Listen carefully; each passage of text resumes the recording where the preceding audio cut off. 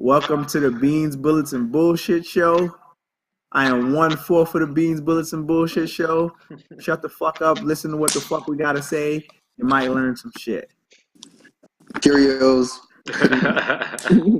You're so stupid, dude. Brandon, that water bottle, he has that water bottle almost every single time. And he's always crinkling it's the same amount of fucking water in it every time. It's almost always empty, and it's just that crinkle. He needs something to hold on. That's it. Hey, that's definitely true, man. That's definitely true. And then Fred, that sounded like he was hanging his fucking head out the window earlier, man.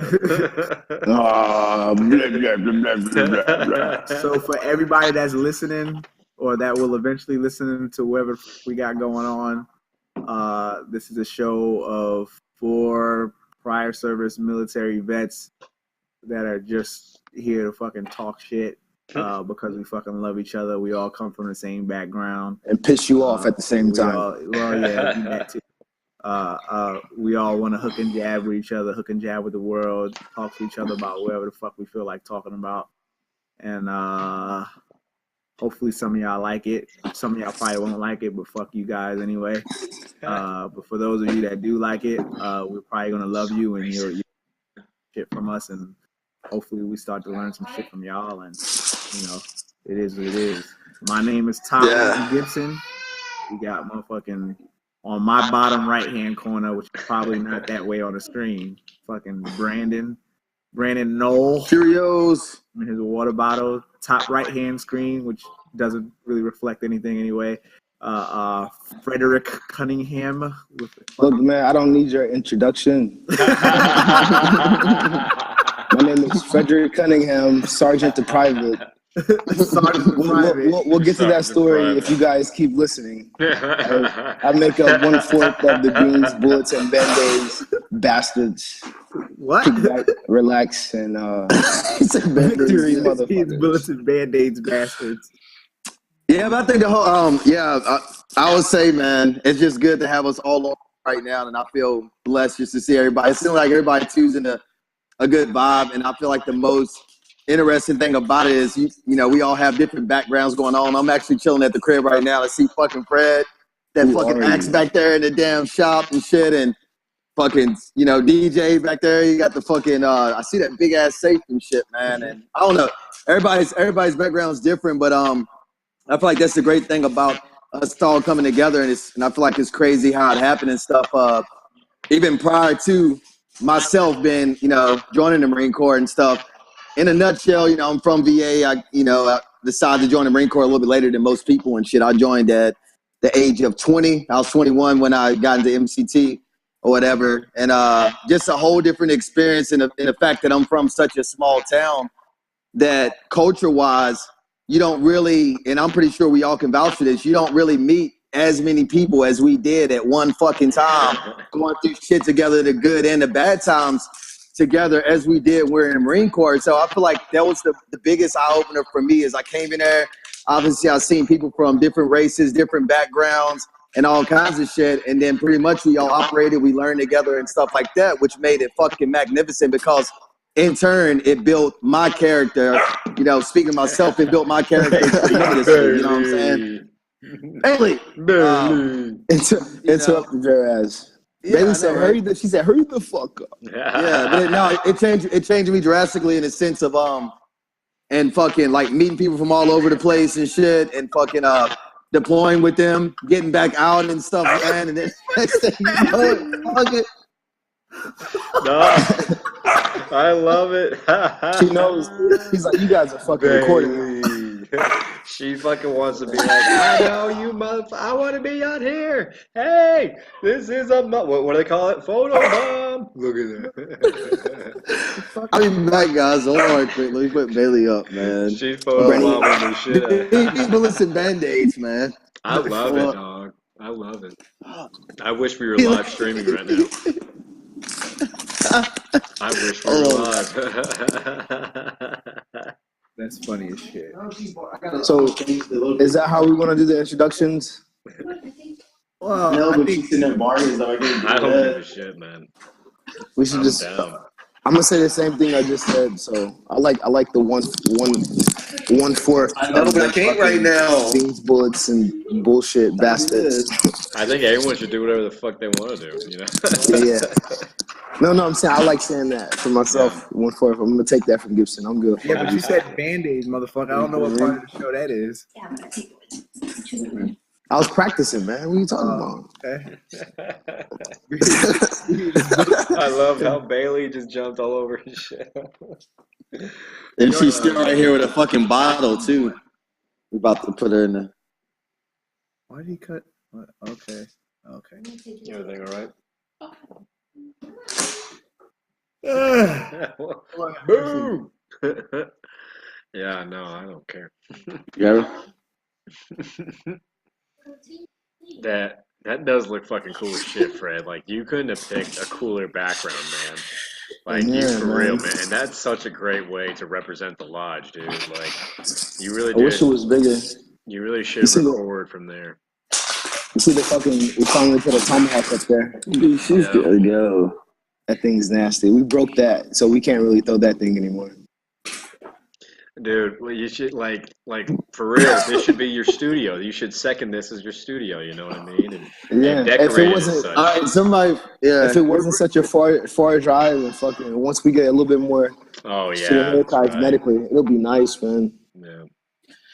All right, we're good to go now, guys. Y'all go ahead and kick this bitch off. Bailey is put away. Fucking Bailey. Just let her. You should have just let it. Mark it all Bro, you should have just let her do it. You should have just let her chill in there. No, dude. Like, I don't want her to be barking like loud as fucking my ear back there. I can't even think. I was like, fuck. I was really I was feeling the flame and shit, man. And Bailey said, fuck this nigga. In all the pilot episodes that we've done, now you start to see how it feels with you fucking doing a bunch of dumb shit in the background, being all distracted. But this is the day, though. This is the day.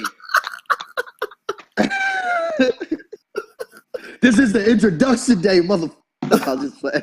Introduction day. Well, I don't care, dude. I love it. I'd keep that shit in it. I don't give a fuck.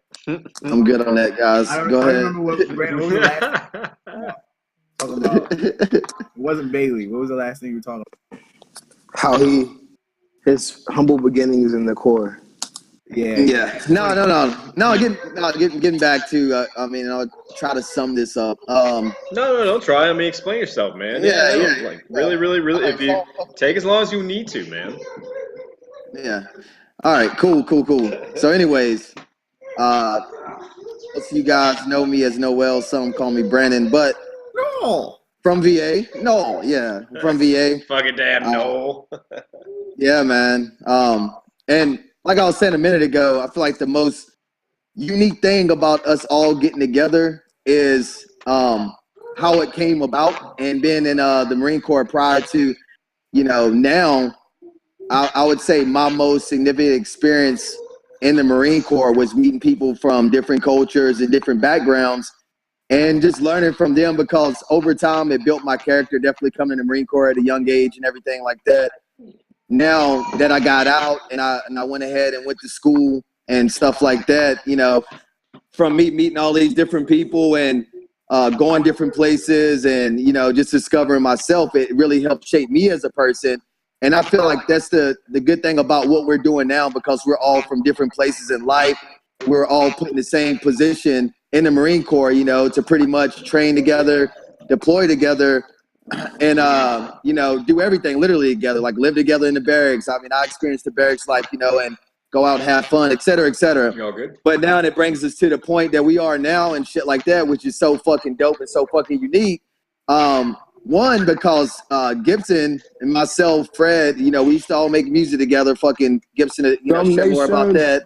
Scum Nation. And the funny thing is, through the fucking Marine Corps, we was actually pumping that shit on bass a lot of the times. I actually, I was about to say actually deployed. No, I performed on my last deployment, on APS deployment. And anyways, it was just fun times. That's how we kind of linked up through music.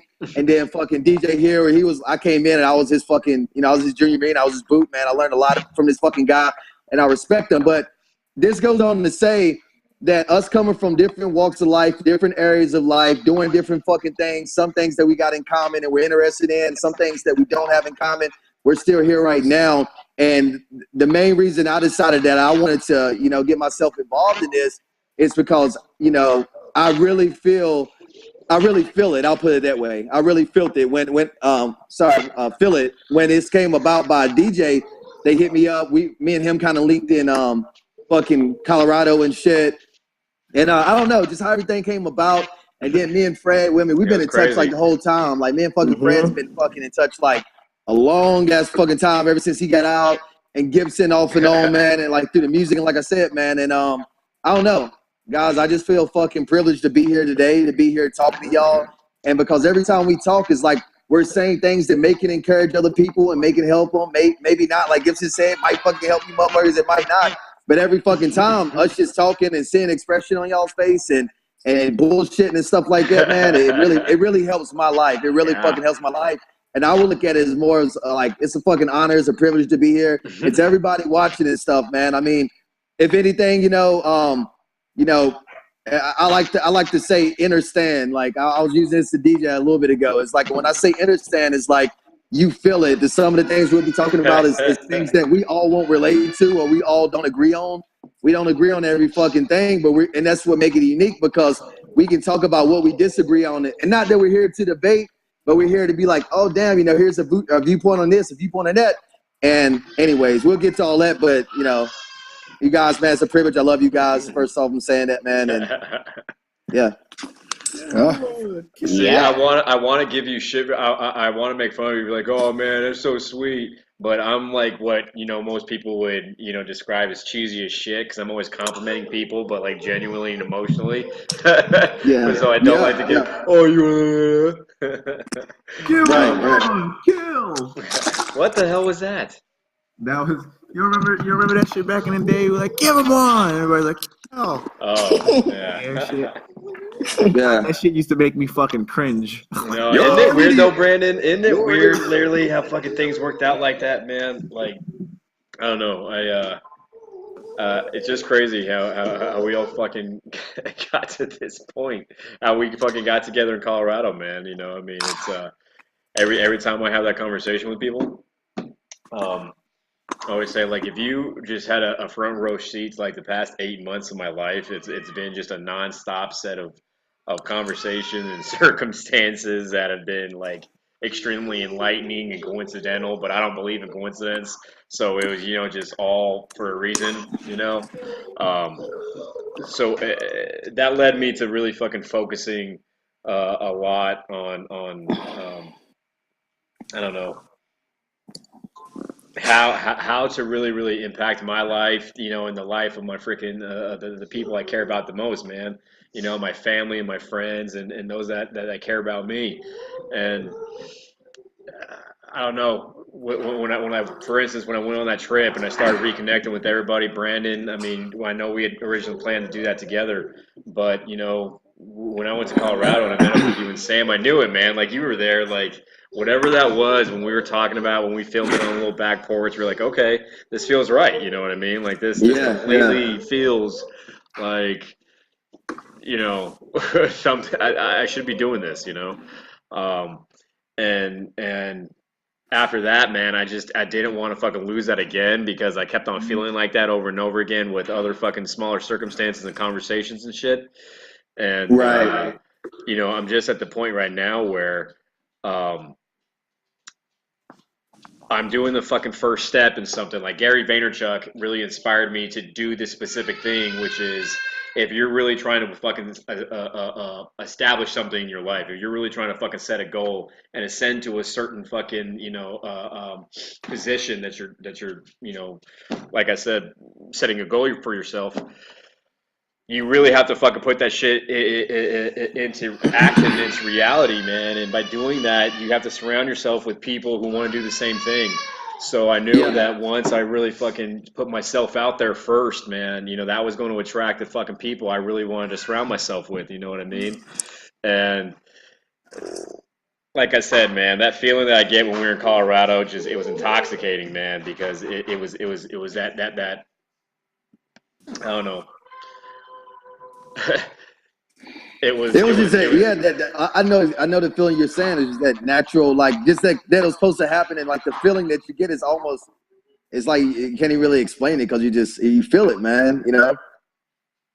Well, no, it's not even so much. I mean, yeah, that is, man. That is it. It's like we always talk about, man. Like we always talk about in every conversation, especially up until this point, how I don't fucking believe in coincidence and fate and destiny and all that shit. And you fucking feel it. Whatever that connection is between people. I just had this the other night, dog. Like I said, with those other fucking group of guys, I was talking to this chick and I was like, you know, the great thing about being sincere and genuine with people is that you can't fake it. You know, it's there. And you know, whenever you just feel that connection with somebody, that relatability right away, there's no fucking, you know, for me anyway, I can't speak for everybody, but for me, there's no denying that, you know. And Right. I was telling her, I was like, because you believe the things I'm saying right now. And she looks at me, she goes, why do you think that? And I said, because just everything about you right now is telling me that you believe me, you know, and mostly so because it's true, because I'm telling you the truth. You know, the truth, it just feels that way, you know, and that's why connection that between people, like for whatever fucking reason, for whatever fucking reason, the three of us are together now, man. And like I said, it's just it's the first phase of something that I'm really trying to put together, of establishing, you know, I don't know, a group of people being us that really want to accomplish the same goals and are on the same path in life, you know? I mean, we're all trying to accomplish the same things. Fred, you're fucking opening a business, dog. Like, you're really working on a motherfucking business right now. Ty, you're a fucking damn recruiter. You know what I mean? Yeah, I mean, in the fucking National Guard. And Brandon, you're fucking going to college and shit, dog. And I'm a stay-at-home mom, dad. Like, why the fuck are we connected right now? And why the fuck are we doing a podcast and all of those fucking crazy details and shit are just so ridiculously, like I said, I don't believe in coincidence, but just to vaguely describe it, just coincidental. And to try to illustrate all the details right now, to really try to pin down what we're doing and why we're doing, would be grossly fucking understating really the circumstances of everything, you know? Like I was really just trying to fumble over like how in the fuck do I try to describe what we're fucking doing in a short amount of time. And then I just kind of realized, like, cause why? Why the fuck do I want to do that? You know what I mean? Because it's not about that. It's again, it's us right now. What the fuck we're doing, dog? You know? I mean, like you said, you're at your fucking damn Fred. You're at your motherfucking axe lodge, dude. You started a business of people fucking throwing axes. You know, that's crazy. Trying to do the safety thing. Everything's good as long as they don't fucking hit themselves with it. Well, still, man, how did the whole story of that come about? Like, I still really don't even know the whole details of how you met the guy or anything like that. Well, my partner is my girl's brother, and she told me that he had this idea. And then, like a week later, this was maybe like 3 weeks before Irma hit Florida, southern Florida, and we went to North Carolina. So we spoke about it like a week before we went to North Carolina for Irma, and maybe like 2 days before we left, we met at a bar. And he had some paperwork. We went over it for like 3 hours, and that's what we signed. That's what we both signed the agreement just for the partnership, though. And then we started the LLC, got all of our papers in order.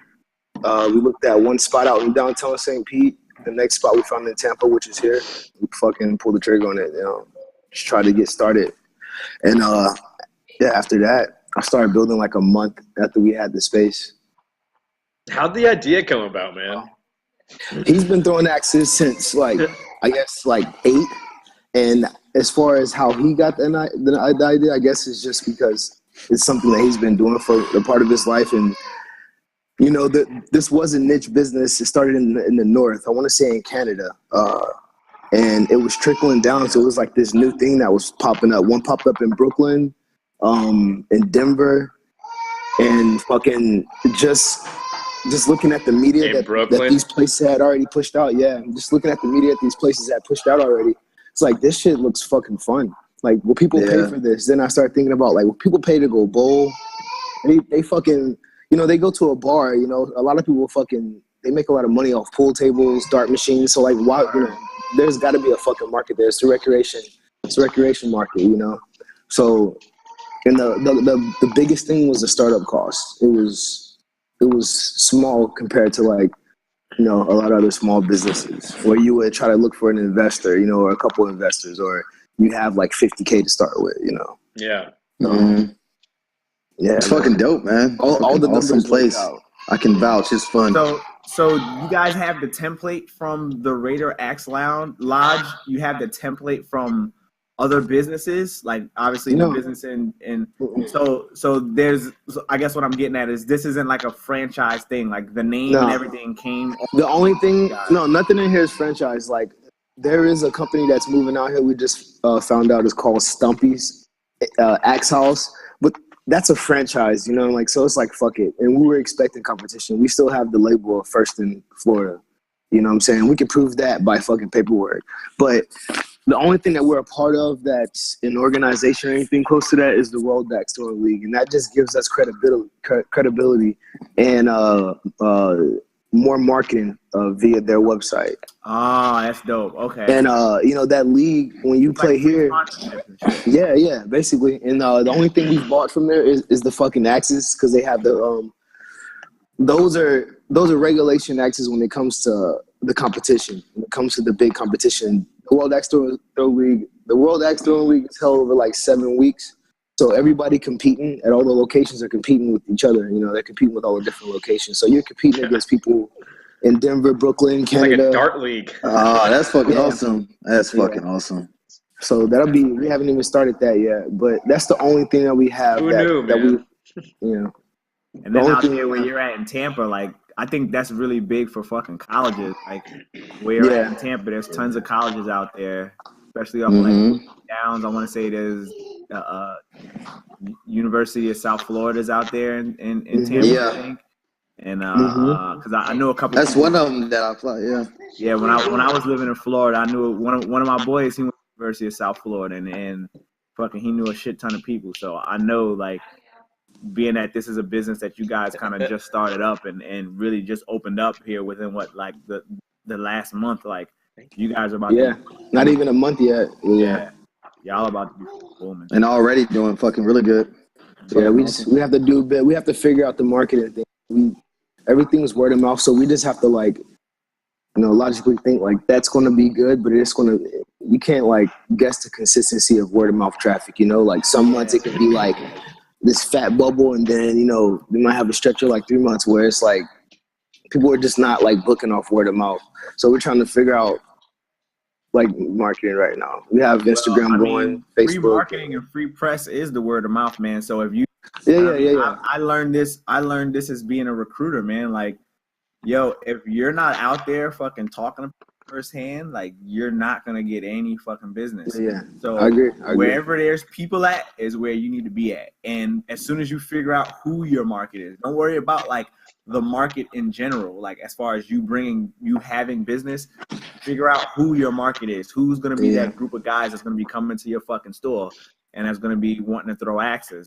And quite frankly, if you ask me, like it's gonna be the college kid. So anytime there's a college kid function, I'll be there with business cards and pamphlets and whatever the fuck it is that you need to do, saying, hey, I'm the guy that's running this Axe Lodge, and this business is pretty dope. You can come out here and fucking throw axes to the music and fucking, you know, whatever it is that you got going on.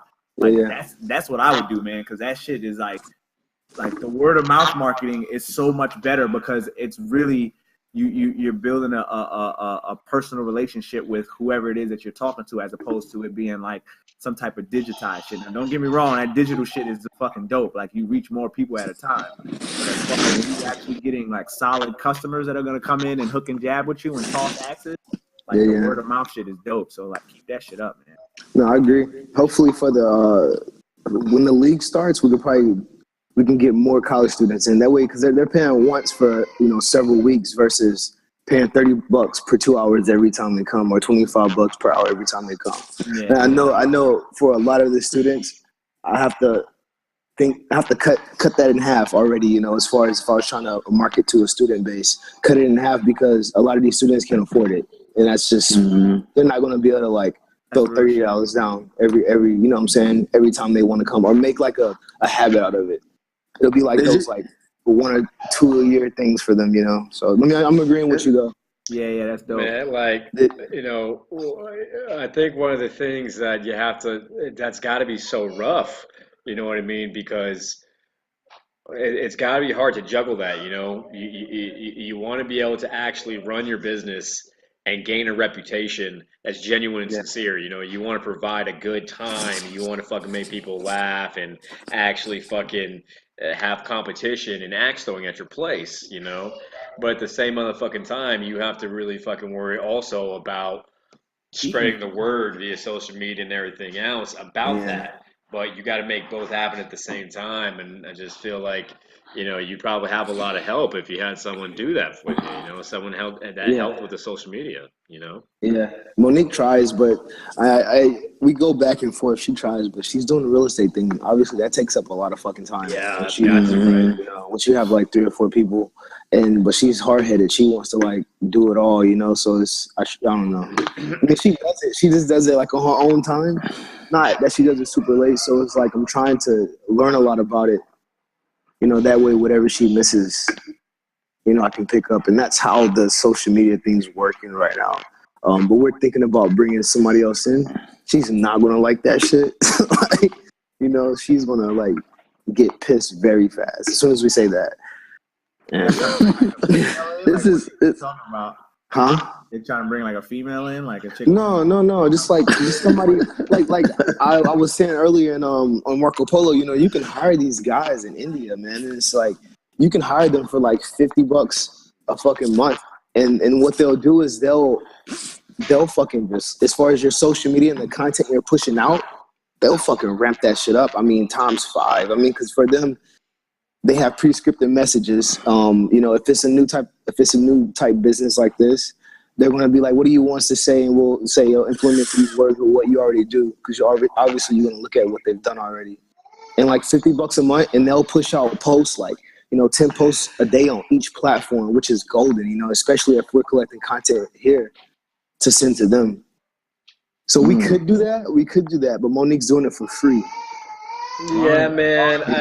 I don't know, dude. I think that you should really fucking. Well, I don't know. Excuse me. I'm sorry, dude. I don't want to tell you what to do and try to say what you should do. I'm open to. I don't want to fucking do that, man. You're a fucking grown ass man, a way better position than I am in, and no better than me. Nah, man. Nah. I would like to think if I were in your shoes that I would try to always, make a decision based on what's the best for you and your business, and not what's best for, I mean, and that's usually going to fucking mean hard work, man. That's usually going to mean putting in a lot of fucking rough and sleepless fucking nights like you have been having because you've been putting in a lot of hard fucking work, Yeah.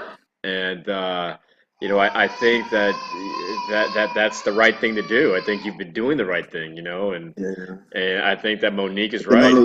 I think Monique's right, man. I think her doing it and you guys having trouble and having to work at it, and I think it's the right thing. Because don't you get do you get your most, you say one of your most enjoyments out of teaching people, would you say? Or like I'm saying, it's fun. It's gotta be fucking fun coaching, man. Yeah, when you teach somebody, fucking love coaching. Like, they actually like listen. Like especially when you teach somebody. So that's why I like teaching people how to shoot. I never mind being a fucking coach on the range. Especially when there's a motherfucker who just couldn't shoot. I'm like, you should see you when you're coaching, dog. You legitimately enjoy it. You should see. Exactly. That's right. The fucking Africa shit. Yeah. So. I've always always said about you, man. I thought because like even if you did somebody else did the marketing, I feel like because like your passion is because you think about it too, like you built the whole fucking shop, like you know what I'm saying, and you coach people inside of this motherfucker, like that's fucking. And I know how it is because like I've never like coached no one like that, but I know how it is to talk to somebody and like I don't know, man, like give them like. It's like a guy, like you're guiding them to learn how to fucking throw axes. You're giving your input, and then they put their own like little thing to it. But it's got to be fucking awesome, man. Yeah. It's gotta be fucking but you know the feeling. It was like when you guys had your marine float, exactly, it's that feeling, like the feeling of having Marines under you, and then like looking up to you, and actually like what you're saying to you is actually clicking, like they're actually thinking about it and not being like straight jarhead. You know what I'm saying? Yeah. It was nice. So, you guys have had Marines under you, so it's like that same feeling. Just it's different because now it works in a civilian, You know, like there's civilians appreciate the instruction, whereas Marines, like, you gotta, you know, I'm either like yelling at somebody's ass, like, you know. Do you credit the Marine Corps solely for being able to teach, or do you think that you still would have been able to teach if you were never a Marine? 2,000% to the core, man. Yeah, 2,000%, bro. I mean, 2,000%, bro. I can't say I've been a follower. I've always been a follower, especially when I was young. You know, I've always like sought out to do shit. So before the Marine Corps, you know, I wasn't a follower. I just didn't hang out with a lot of people. So I mean, yeah, I would say the Marine Corps and a little bit of that, a little bit of how it was before I went in. But you know, I'm not saying I was just fucking like. Well, what were you like in high school? Fucking. Did you get into trouble a lot? Were you a little fucking? Were you a banger dog? Nah. No, I was like in between. I was still rough. Like I bet most of you guys were in high school, but like I knew enough right from wrong to not get into the wrong groups. Like I knew what not to fucking do. Like, you know, I did bullshit. Why do you think that? Why do you think you knew that? Your mom, your dad, the family member, somebody? Watching my mom make mistakes, watching my family make mistakes, watching my uncle go through prison and shit. Because you grew up without your dad, right? Yeah. And you think that really probably led to a lot of that motivation later on, that self-determination motivation? Yeah, I mean, I would say a good bit of it, because I want to do better. I want to do, and that's, you know, we're here to learn from them, but I want to fucking beat that. You know what I'm saying? I want to fucking be 10 times better than his bitch ass, you know? So like that's a big, like, yeah. More than 25% for me is a big booster, you know, for anybody. So yeah, I totally agree with that. Definitely with the Marines, the Marine Corps. With it, like I said a minute ago, it really helped me as far as, I would say, more so like structure and organization. Now I ain't even bullshitting you, man. I even wake up if I know what I have to do throughout the day. It ain't like I'm sitting there like with a fucking book, right? But what I do is like I automatically set time aside, and I'll be almost like pretty much to the T, guessing, oh, it take me such and such time to drive there, probably that amount of time to do this and that. And that's just what it's taught me. I mean, everybody speaks a different way, and it like helped me through school, because I was so focused and I was prioritizing my time like a lot better. Like before the Marine Corps, yeah, I could have done that, but it helped. I feel like it helped me. It just helped me, man. I was in there for fucking 8 years, and then I got out, and then fucking, you know, like me and Fred, we was going to college together. We didn't hang around the Veteran Center. We didn't do that shit. But in the same sense, like, we still, like, I feel like for me transitioning out of the Marine Corps, it wasn't too hard, just because, I guess my personality is one problem for me. Would you say it's because of your experience before too? Because you did a little bit of college before, so you got exposed to, like, you know. No. I don't think it was because. I don't think. Do you think college has something? Do you think college helped? Like going to college before helped you? No. I don't, because I got because back then when I got in college and I got kicked out of college when I first went, I was just like a really young kid that was just doing anything, and I did the opposite of you. I got involved with it. A dude was just doing dumb shit. Like it wasn't even like, it was just dumb shit. Like, you know. But anyways, I went ahead and and when I got out, when I say about an easy transition for me, I'm not saying in life in general, like it was just easy. It helped me with school. It helped my focus, and it helped me to be like, damn, you know what? I want to make sure that I don't just pass and get a good pass this fucking class. I want to make sure I do fucking really good. Like I don't have no excuse not to, and it really gave me the drive. I don't think that I could have possessed it, but the Marine Corps gave me that drive. I got out, I was like, shit, now I'm in the fucking real world now. Like, what's next, man? Like, what's next? And then me going to school, it helped that battlefield, my mind being like, shit, man, like I ain't got nothing. Like, like I was like, damn, you know what? Whatever class I do, I want to do the best at it. You know what I mean? Like, and as far as my personality in general, I feel like it didn't mold that. Like I've always been the same, and I'm the same me, but a better me. And that wasn't all due to Marine Corps, but I mean, I kind of agree with you in a different sense. Like, it just kind of helped me, man. Like, you know, it helped me more than it fucking hurt me. It's one of the fucking best things I ever done in my life, and I'm the furthest away from any motivator. I'm not like, just like, you know that, man. Like, I was scummy as fuck, but I still got shit done. Do you think your parents? Exactly, You think any of your parents, do you get like how what I said before, as far as getting like this drive because you learn so much what not to do from your parents? Yeah, And I'm not exactly. I saying agree. Yeah. No, I agree. Because man, you talk about that, man. It's like, Mm-hmm. for instance, I love my parents to death. I always will, and me and my dad talk often every day. But in the same sense, my viewpoint of me being like, shit, hey, I really can. And first off, I'm fortunate enough to be able to like, talk with my pops or talk with my mom. That's unfortunate for that, and I realize that. So I feel like that also helped me some in life. But getting back, when I talk to them and I've had conversations with them, I can still tell that my dad never left Martinsville. He's still in Virginia. He's cool as fuck still, but he's not really thinking in the sense of he's been around longer than me. He's got a lot of wisdom. He's helped me a lot. He's helped me with my character for sure. But in the same sense, I'm thinking about shit. Hey, what's next? I'm really thinking fucking big. I'm thinking big. Like when they were younger, they said I want to be an astronaut. Like I'm 30 now, and I'm just now almost opening my eyes back to the fact that like shit, this shit ain't over. I'm fucking gonna keep going.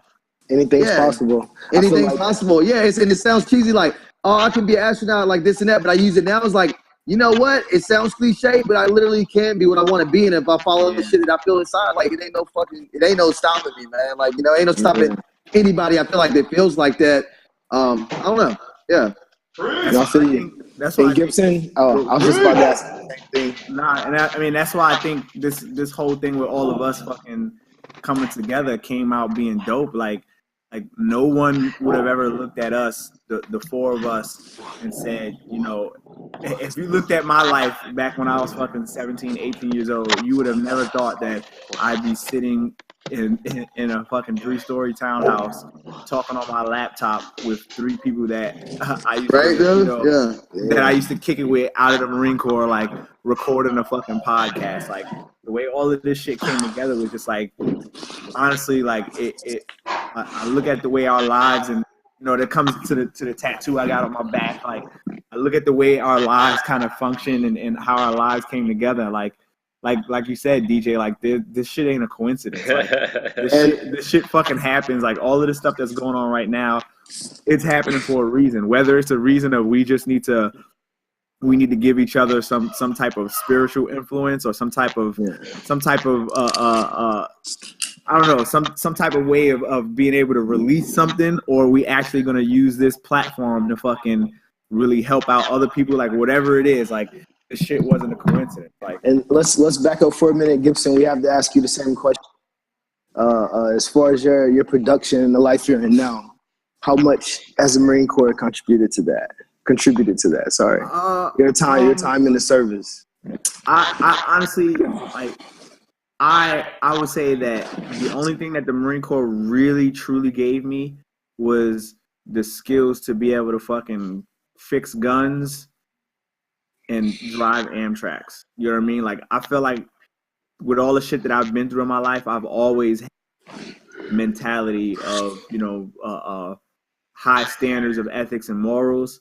I may have not at a young age been able to explain it and pinpoint it, but I personally don't think the Marine Corps like really helped me in that aspect. Like not even being in the armory. I mean, that was for you. That was, I mean, especially since you had that say to fucking be like, hey, Staff Sergeant, clean this shit, like this shit is still dirty, Yeah, but keep in mind too, like I used to too, man.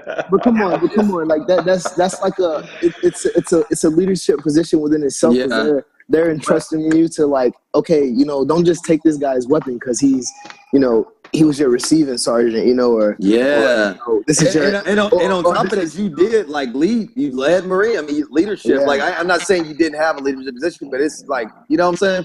Yeah, but my thing is though, is like I did that shit before I came into the Marine Corps. There's no experiences that you had in the Marine Corps that didn't give you any kind of more fucking insight that furthered your life. The armory, because he just when it comes to dealing with like leadership, like sure, maybe it enhanced my ability to be a better leader. But as far as being a leader, like I've done shit like this before. Like I've had to teach people things, and I've had to like before the Marine Corps. Yeah, man, before but the you Marine didn't Corps, learn all the things you like the amount of knowledge that you probably gained just from human experience and just from the short experiences probably taught you so much about people Well, and yeah, things yeah, like yeah, that. yeah. We did forget. We did And that's forget the. what I was getting to. We Was did like, forget the martial arts aspect too. I forgot about that. right. Yeah, So, I forgot about that. and that's what I was getting to. Was like what I took for the Marine Corps was like the ability to deal with different people from different places and different backgrounds. Right. But that was it. As far as like the Marine Corps teaching me about leadership, like it enhanced my leadership skills. Don't get me wrong. I would never say that I wouldn't have been the same exact man that I am or the same leader that I am. But I think I would have eventually, if I wasn't in the Marine Corps, I think I would still be in a position of leadership or a position of being able to teach people things now, just as much as I would have been in the Marine Corps. I probably just would have went about it a different way. But it just so happens that I joined the Marine Corps and I learned the military values and the honor, courage, commitment, and all the other bullshit that comes with it. You know? And I don't really attribute anything to like the Marine Corps. I attribute things to Marines. You know what I mean? There you go. In my mind, I attribute the people I learned from, because I learned way more from fucking bad examples of how not to be than I did of examples of how to be, you know. But, you know, I will also say that I was still very fortunate in the leadership that I did learn from in a positive way.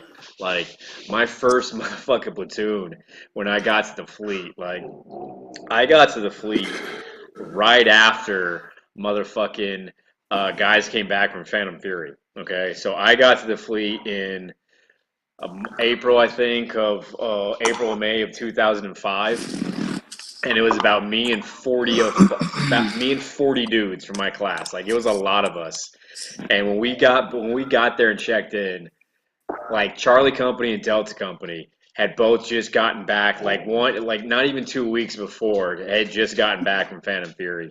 So you want to talk about a brand new bunch of fucking boots, like 40 some of us, checking into 2 companies worth of nothing but bloodthirsty fucking NCOs and senior lance corporals who just came back from fucking invading a city and slaughtering motherfuckers, you know, and we were their first group of fucking boots, man. And you you want to talk about just a fucking eye-opener of an experience, dude. That first week was pretty fucking wild, man. You know, What deployment was were you guys coming back from 7 or 2000? Was that 2007? 2009. When did we go to? We went to Afghan in 2009, right? We went to Afghan in 2009. So I want to say I got to that fleet around 2007. So yeah, what deployment were you guys coming back from 2007? Because I feel like the same thing you just explained happened then when we got there as boots. You guys had just came back from Iraq. I don't think it was Iraq. I think it was Iraq because we actually got back from Iraq in 08. When did you get to the battalion? Okay, around 08 because we deployed about a year later. Yeah, because we got back from Iraq in 2008. And that deployment that I was on a couple of deployments before that, but that was when that's when Hull went Hull, Wade, Seahan, Lawyer, that deployment. Yeah, that's when that was their first deployment. That was when they were boots. Yeah.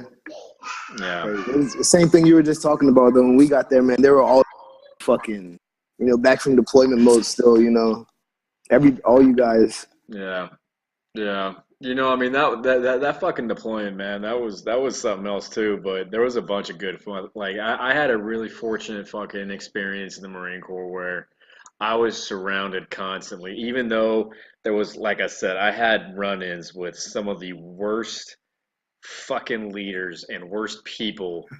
Like, I mean, are we gonna fucking do names since we're editing this? Since this is recorded, it's not. Do you want to just fucking? I mean, shit. So we can edit. Well, I mean, we're gonna edit them out. Once we start, I'll be name dropping like a motherfucker. I know, but we can edit them out because this is recorded. So. It's okay. It personally don't matter to me. Fuck. I'm not really gonna like talk shit or call anybody out. But if it's like true, I expect them to say my name on their podcast if they were like, "Fucking that bitch ass motherfucker Cunningham got caught smoking Pot got knocked down from sergeant to private. Yeah, I'd be like, damn, you know, can't get mad at that shit. It happens. You know, I'll leave like, it. You savages. I'm not gonna gang like, I'm not gonna sham anybody. I know. He did say that, didn't he? I'm not gonna like sham anybody though. You know, like I'm not gonna. If it's something that they did, that they've done, then like, yeah, but I'm not going to be like, yeah, this bitch, idiot, motherfucker. Because that's something to talk about, right? That's something that's weird is yeah, you know, like happen, a lot like, of this podcast is going to be, like I said, you know, like we've all talked about, just kind of a view of our lives and why we're back together, why we're doing what we're doing, and the lives that we live now. But I mean, literally, because I'm sure the people we've served with are eventually going to see shit and watch and listen to the things we're saying, and a lot of the stories, you know, I have, you know, aren't, I've thought about that, because I personally, man, I really don't want to hurt no one's fucking feelings, but at the same time, tell the fucked up ones. I'm just going to be fucking real, man. I'm never going to fucking not just tell a story because I'm worried about someone's feelings, but at the same time, I don't want to fucking be just a deliberate asshole, but you know, I got to figure that out for myself. I'll be the feelings guy, guys. I feel like if it's something they've done that's really embarrassing, I'll be the feelings guy. We could just say everybody's name except theirs and be like, we'll just call this guy XYZ or some shit. Well, I like right now. Like right now. Fred got that no fear. He got that tattoo. Yeah, that no fear tattoo a minute ago. Because Fred, he gonna say. Wait. What? When did you He was in the gang, man. In the gang. No. Wait. When did you get that? Right before Afghan. It's like, might as well psych ourselves out. I dig it, dog, man. No, I dig it, man. Yeah, we fucking know that. So it's not like I was trying to get something. Affiliated. You want to affiliate. I wasn't trying to get something to like be like, hey, everybody, look, I'm psyching myself out. And I was like, shit, we're doing it inside of the lip. I bet that shit's gonna hurt. And fuck it, you know? Like, yeah. Was it like a lot of drool and shit? Like how? No, my lip was like slightly numb after that. I just made sure I kept like my teeth like, or my lip, you know, curled against my teeth, my bottom row. Yeah. And just like, I mean, this is over the course of like, you know, since 2007. Damn, dog. It didn't hurt too bad, did it? 9 years, and I did not know you had. I did not know you had that on the bottom. You got eyelid tattoos too? Lift your eyelids. No, I can't do that. But no, no, I don't. I mean, honestly, Brandon is probably the only motherfucker that reminds me about it. You know, maybe like Monique will say something, but if nobody brings up a there all the time. I've forgotten for like 2 years straight, especially when I was in Maryland. Like, you know, it's just I don't know. Hey man, I get it. Check it. Like, so you know. Before my first fucking deployment, before my fucking Mew, man, like, you know, me and my buddy, before we fucking deployed, you know, we were just the stereotypical fucking, you know, I think by the time we tore or pumped out, I think I was 19 still, and he was 18 or 19, 20, anyway. But we were all fucking drunk as fuck over at my apartment and shit like that. And, you know, me and a couple other guys doing the whole fucking getting ramped up and shit. And we wanted to brand, you know, our shoulders, you know, like the fucking, you know, USMC and shit. And we fucking fucked it up. And literally, man, fucking got it all fucked up. And to cover the nasty scar, we just heated up a K-bar really big and fucking, you know, just burned the fuck out of ourselves for no fucking, and it was just a big motherfucking scar, and that's the flag covers a lot of that up, you know. And so no, you know, I get the whole fucking pre-deployment, you know, doing dumb, stupid shit, you know, when you're drunk as fuck and just, you know, thinking you're gonna go fucking, you know, kill people and die. Nah. You know what I mean? Like I did it because it was crazy. It's like I can't. I would lie if I said I wasn't fucking scared. Like when I first heard it, I was like, "Fuck, man!" But we had heard it before. I want to say, like a few months before we actually like got, you know, the factual word. We heard it. And it was like, ended up being like a fucking flag. And then we got it, and I'm like, fuck, like they're actually like fighting over there. Like, and I was thinking like, all right, you know, we'll be on the tracks and shit, right? And then word came down pipe, you guys are like being trained as provisional infantry, fucking MRAPs. My mom was like, son, you want to go do that shit? I was like, I don't think I got a choice at this point, you know? Like, It was Bro, that contract. Dog, Yeah, I I just remember it's like, fuck, bro. dude, not only like am I a fourth generation service member and third generation Marine, and I truly believe that it is in my DNA and in my soul. But on top of that, like I said, dude, like my first group of leaders was a bunch of fucking bloodthirsty young motherfucking NCOs and Lance Corporals that just got back from killing motherfuckers. So not only did I get these good fucking just, bad motherfucking young troops that not only made being a fucking like a leader and a warrior and a gangster fucking like just living that all out, man, but it was also just that trial by fire shit like you're talking about, man. Like you hear all the story, like Phantom Fury, man, they lost a lot of motherfuckers, man. I was in boot camp when that battle fucking took place, and we were always getting fucking updates and shit, and I remember keeping track of it, and yeah, they came back a bunch of bloodthirsty motherfuckers. It was I'm getting still with all that shit you're talking about, man. Yeah. So it was But cool. It was a lot of fun. cool. And I mean, I know? that's the only thing I don't miss. I do miss. Besides the bullshit, like, I don't know. I've asked myself, do you honestly would you honestly tell people you miss going to Afghan? It's like, no. I'll tell people I don't miss it. Like, a lot of people say I miss it. Like I've heard a lot of people say I miss going back over, and it's just like, man, you really miss that. I don't know.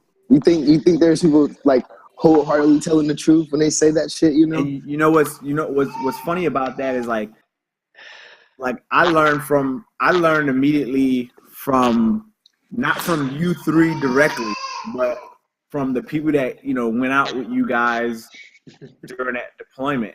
You know what I mean? Like to Afghan, like when I first got to the fleet, when I first got to Delta Company, like they were already getting ready to ship dudes out for Bravo Company to fucking replace you guys. Yeah. And I was like fucking gung ho. Like I was like, yo, send me to Bravo Company. I want. And then Bravo Company shipped out like November 10th or some shit like that. Like I don't remember the exact date, and I was fucking pissed because I had got to the fleet like November 7th. That's right. You were telling me about that. Fuck. Yeah, right. I had got to the fleet November 7th, and Bravo Company had went right out there to fucking left seat, right seat with you guys. So I was fucking pissed that I didn't get to go. Maybe now I understand like the logistical side of what needed to happen. Like I didn't do any of the workups. I needed to get trained, blah, blah. But I was pissed that I didn't fucking get that training. And then like when, our beloved fucking, ended up passing away, and we get the word back that, someone had passed away, that Hefner had passed, like, and all the people that had got all fucked up that were out there on a 609 that got hurt, all those people were back in the rear with me, and immediately I got to see like the fucking pain and the despair on their faces when we found out that Lance Corporal Hefner was killed. So it was like it was an eye opener to me, like, holy shit, like this shit is real. You know what I mean? Like I've seen growing up like dead bodies, and I've seen people fucking get stabbed or whatever, but when that shit's fucking close to home, it's a different story. And what made it worse was like, this is the reality that just 2 weeks before I was wanting and I was yearning for. Like, let me go do it. I was all in on wanting to fucking accomplish this task of going overseas and fucking shooting bad guys and taking names, not really realizing what all this shit was about and what really stood for. So, it was, for me, it was an eye-opener, like seeing you guys come back and seeing you guys like fucking in a bliss of happiness of like, I'm fucking finally back. Like, yeah, we took one major casualty, but this is like one of the most like euphoric feelings that we could possibly have. And it was a learning experience for me. So first off, for the three of y'all, like, thank y'all for fucking indirectly teaching me that. Yeah, like, man. Y'all don't realize how much of an impact it had on me as a devil dog, as a dude that was wanting to be a fucking hard charger, who ended up still continuing on being a hard charger, but really projecting that onto the Marines that I did have some type of control over. And hopefully what you guys taught me, I was able to utilize to teach them some shit, and they actually fucking learned some shit of value, some life shit of value. Because I'm telling you, man, when y'all motherfuckers got back and I saw y'all happiness, I was like, okay, that's good. but it was still a fear that was in the back of my heart. Like, yo, who was the guy that, you know, dealt with all the bullshit that was going on over there? Yeah, we were shitbags though, man. We were all shitbags. Every single one of us. We were shitbags. All of us, dude. You, Ty, too, man. I mean, we were all shitbags at one point in time. Most of us. And you know what's funny? What's funny is you know that was my thing. That was the thought process I had, and this kind of leads to like the connection that all four of us had. Yeah, like, no, you're right. The thing was like I thought to myself like, who is like, I want to learn from the guy that had to deal with what was going on like firsthand. Like, and then like one of the first people in Delta Company that I really befriended that was there was fucking like Brandon. You know what I mean? Like, and this was the guy that was over there fucking. Really?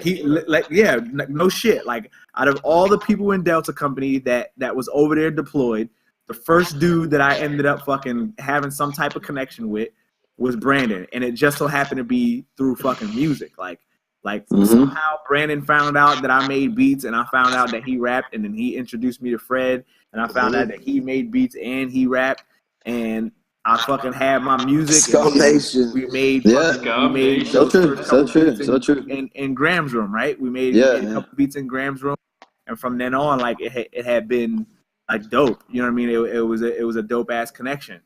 And this is what kind of gets me back to the connection of each other's lives. You know what I mean? Like the tattoo I have on my back, like that I hold fucking near and dear to my heart.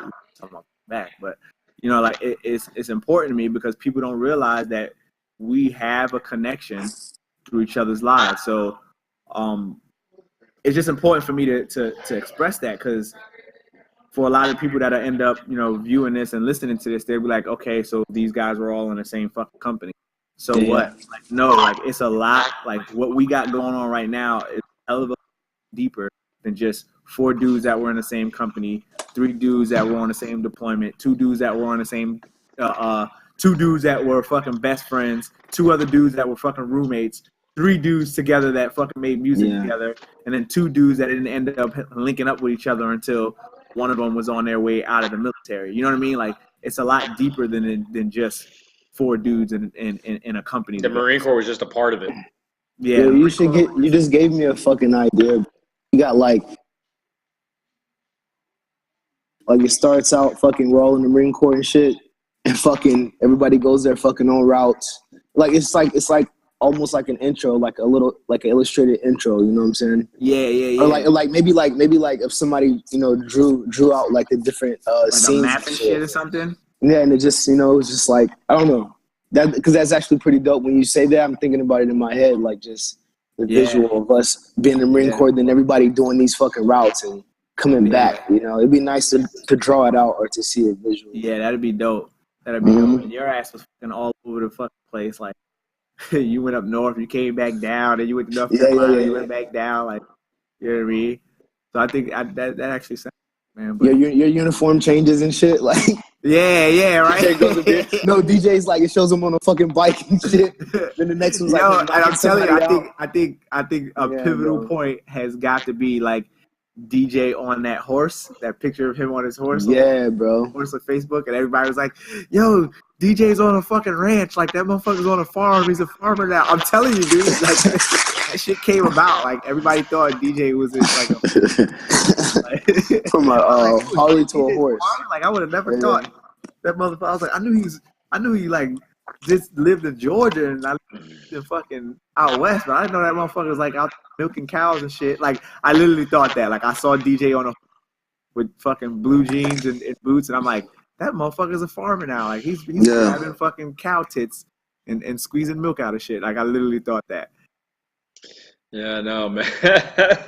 It was weird, dude. Like, I don't know, my departure from the Marine Corps was so opposite of how I ever imagined it, you know, ever since I was ever a kid, you know. I mean, ever since I was a kid, I mean, there was only 2 things I've ever wanted to be. One was a Marine and one was a stunt man. Like, for the longest time, I would just run around my house and throw myself over furniture and act like I was getting shot and blown up and make sound effects and all dumb shit.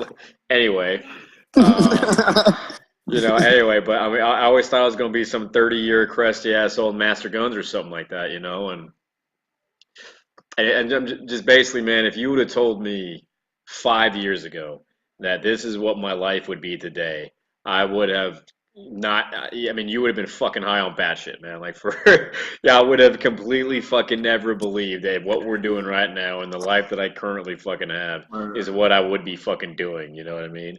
I think And it's just crazy because we all came into the same fucking place. We all arrived at the same place, but we all have, like we said, just our different set of circumstances that led us to the same place, man. And that kind of goes back to what I was telling you before about how some of the people that I listen and pay attention to say that. How no matter where you're from in life, in the world, no matter, age, race, culture, where the fuck you are on the planet, there's a set of human behaviors that, if you live a certain way of life, that leads to good things. You know what I mean? And that's why I completely 100% believe that the movement that he kind of talks about in the theory, because he talks about that he believes that's happening right now in our time, that there's this big movement of people who are strong in character being forced together because of circumstances and culture and society. And if you really fucking think about it, we have all come together in one way or another because of our lives have brought us here. You know what I mean? And what are we doing? We're making a podcast to try to fucking be consumed by culture and society and really trying to fucking implement ourselves in it in a positive way. And there's really an overlying growing movement, idea, whatever it is, that is exactly what happened in our lives. Like, these guys were not friends before. They lived completely different fucking lives. These people in these positions of influence and situations that made them have to stand for their principles and their values put them into the spotlight. And all the media they get from standing for their principles has forced them to get to know one another. And it's just, that's exactly what's happened to us, guys. Like, we literally have came to the same spot that all these guys are talking about. Like, the movement, the theory, what he's talking about is literally what's happened in our own lives right now. It's literally what's led us to doing this right now, and I truly fucking believe that. And so let's get into how all this shit with the fucking beans, bullets, and bullshit show, like how it came about, like the trail that led everybody to end up meeting back with each other, and then coming to this point of us fucking sitting down at our own houses, at chairs, at our own fucking desks, at our own businesses, and coming into terms with coming up with this show. I'll say first off I want to answer. I'll say first off. Yeah. I'll say first off, I want to, because this is what I keep telling DJ, and it's when the first conversation we had, it was never necessarily the coffee beans, was it bullets and bullshit? Is that the name of the show? But no, for real, man, it's it was so never stupid. It was the fact that I swear, man, I was already on a path, and I still like it. It's like I was already on this path of not like saying there's gonna be this show, but then when I connect, me and Fred's, man, like and me and you, Gibbs, and fucking Smith, when you came, with the horse and shit out of nowhere, I was like, the conversation me and Fred, me and Gibson, I was been having, like, and me and Fred especially, man, like, I mean, I've been feeling like that I was on a path of, I really want to be used by the higher being, whether you consider it God or you not consider it God. I feel like I was used, man, like, to be put here, to be influenced by others and to influence others.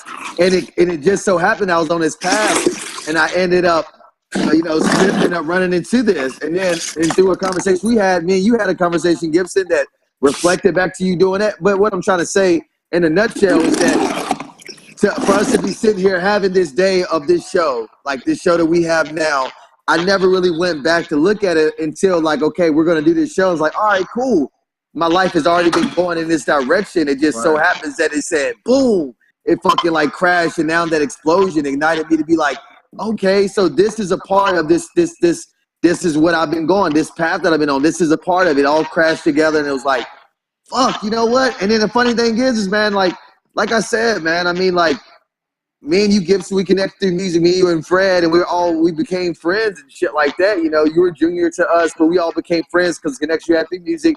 DJ, you were fucking our teacher. You were fucking, like, you know what I mean? We were your junior Marines. Like, and for all of us, like, me and DJ, like, we were always cool in the Marine Corps in the sense of, like, that's a good guy and this is a good guy, but we were never, like, fucking friends. Like, it was never, like, we hung out or none of this shit. It was like, oh, I like DJ because, like, I like some of my, he was a good leader. You take those good things about leaders and, you know, you shape yourself, blah, blah, blah. I was like, this motherfucker's scummy but still can lead. Like, It's you know what I family mean? though, man. It's shit. family. We didn't need to be friends. We were family. You know, we didn't have to be friends. You know, we were family. Exactly. And automatically after I feel like he was always there, and then us, like, always talking and shit. Me and Gibson was bullshitting about, I mean, like, we've kept in contact, like, through music or whatever, but we always end up having some dope-ass conversations, too, you know what I'm saying? And fucking Fred the same, but I don't know, man. I know I'm going on, but getting back, like, I felt like it was never nothing I could, your question was us doing this show.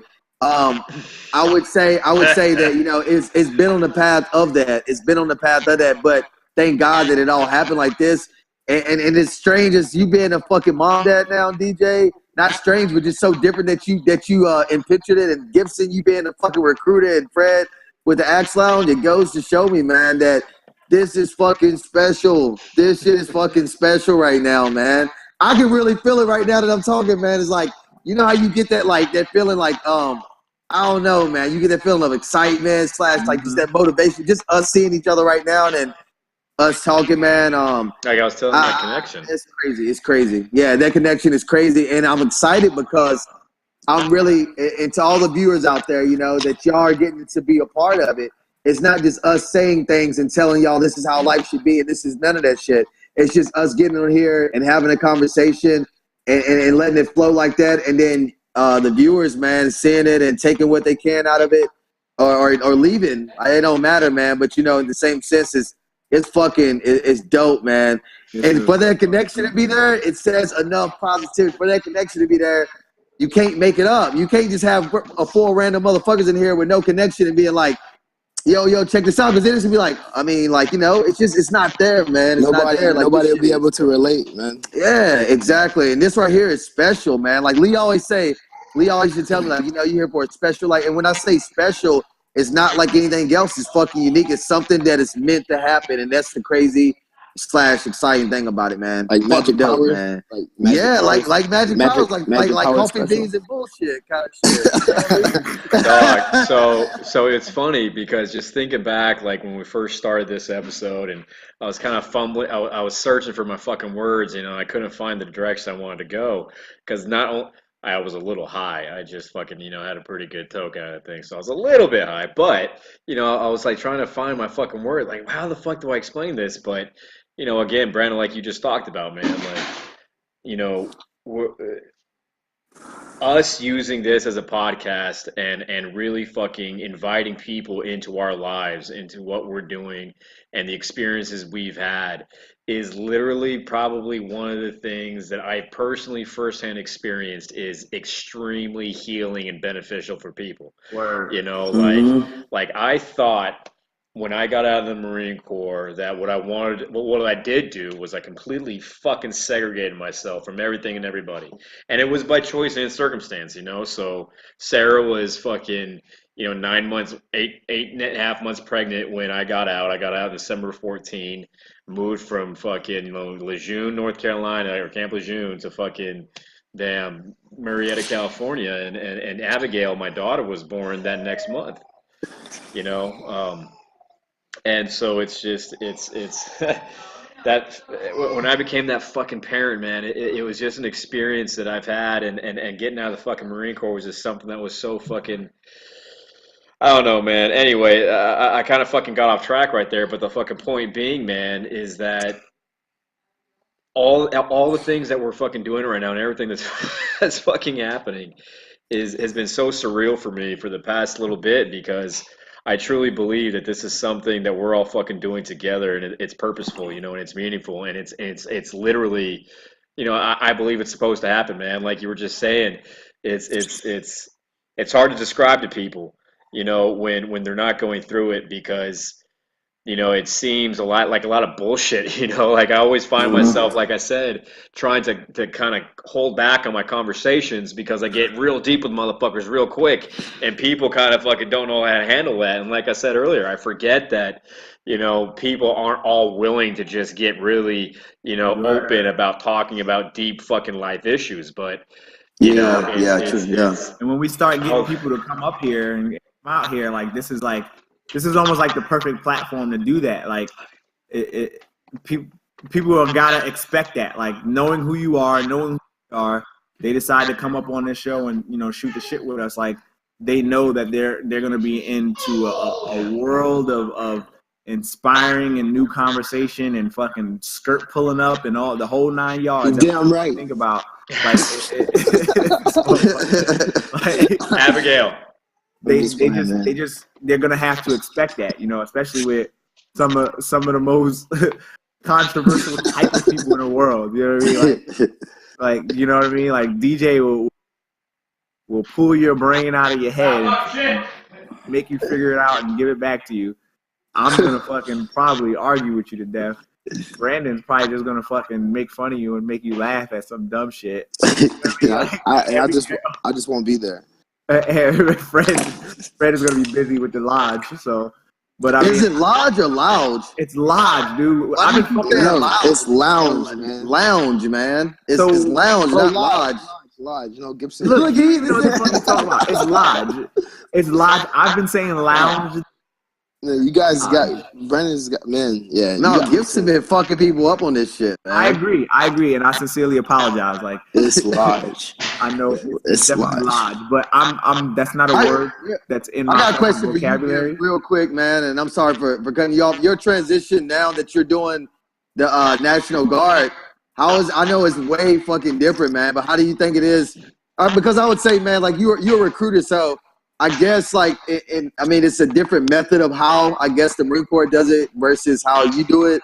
But what do you see as the main fucking what do you see as the main difference now that your way of life and your experience is going to work and all that shit now, man, compared to how you were in the Marine Corps and shit? So I'll say this. One, the National Guard is like, just picture the Army Reserves. But with the Army Reserves, like eventually you still have to move up in rank. The National Guard is like that, but you don't have to move up. So there's a lot of people that get into the National Guard, and it turns into like, it's almost like the little good old boy system. There's a lot of people here within the National Guard that are family and friends with people within the community. So the community is really tight. Like imagine all three AAV put together. You know what I mean? And that's kind of like what the National Guard is. Really small, really tight-knit units. But because it's the National Guard and it's isolated and we're kind of run by the state and we don't fall under the UCMJ, like a lot of the stuff that happens in the Guard doesn't really get pointed out. You know what I mean? Like there's not like a lot of really strong military repercussions. But on the back end, like with me being a recruiter, like, yeah, I follow all those same rules that the active Army follows. You know what I mean? I do all that same shit. Is everybody cool with me doing this? I'm sorry, Ty. Everyone good with that? I don't give a shit. Go ahead. All right, I'm sorry. He's not doing crack and nothing like that. What is he doing? What is that? Smoke a bottle. I'm sorry, Ty. No, I didn't mean to interrupt. Finish, Ty. I'll show you. So hold up. Is that drug? What is that? Is that drugs? I don't know if I can be. Hold up. Y'all call me back. For real, what is that? What is that? Ty, finish your story, man. I don't want to interrupt, man. Shut the fuck up. I don't want to be a part of this. I don't want to be a part of this. Whatever y'all fools, I don't want to be a part of this. So if I don't start talking now, Brad is gonna keep. No, go ahead. Dumb shit. So what are he doing? So with the Guard, like being that I jumped into recruiting, you know what I mean? Like it's a different world because we follow all the same rules, but because we're recruiters, like we have one job, which is to fucking recruit people. So a lot of the rules that we're supposed to follow, we can fucking break. You know, I'm not going to specify what those rules you guys are. can lie to people pretty much. You want to say that on a podcast? No. I would not even edit that out. I don't care. Like what I say is what I say. You know what I mean? Like it is what it is. They know what's going on. Guess about that 04 meeting. Nah, and here's the thing. Like, and I think the reason why I know for a fact that I'm gonna be successful as podcast is because, like, yo, when I got into the Marine Corps, like, my recruiter lied to me. Like, I'm sure in a lot of different MOSs and all that other shit, like, with people that came into the military, their recruiter lied to them. So I kind of came in, like, really pissed off once I got to the fleet anyway, right? So I told myself, yo, if I became a recruiter, like, this one thing I would do is I would make sure that I never lied to people. Any questions that they fucking asked me, I would disclose it to them. You know what I mean? I would disclose everything about the Guard or everything about the Marine Corps. If I was going to be a recruiter, like, I was going to disclose everything.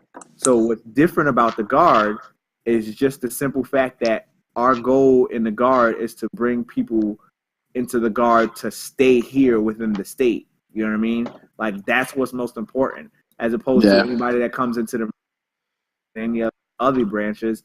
Really, it's about a number, it's about sale, it's about getting people to join, but their goal is to recruit you, and then they'll never fucking see you again. Like here again, do you enjoy doing that, right? Bringing like a future, I guess, to people. I'm conflicted a little bit with a lot of things like military related as of right now. I'm a little bit more educated on a lot of the stuff that happens within the military. So I kind of have my own internal conflictions, but as I start to look at like the benefit that we carry in this particular National Guard, the educational benefit outweighs everything. You know what I mean? Like these people that you end up recruiting, if they have any aspirations into going to college, like they're going to college 100% tuition free.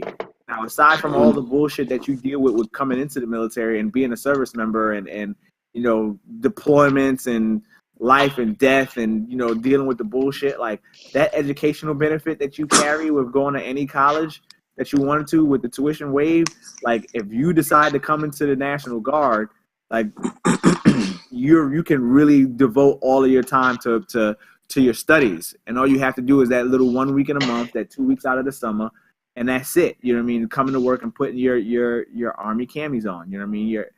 And that's it. You know imagine pitching that to somebody right there. You know, and that's real, right? That's completely true.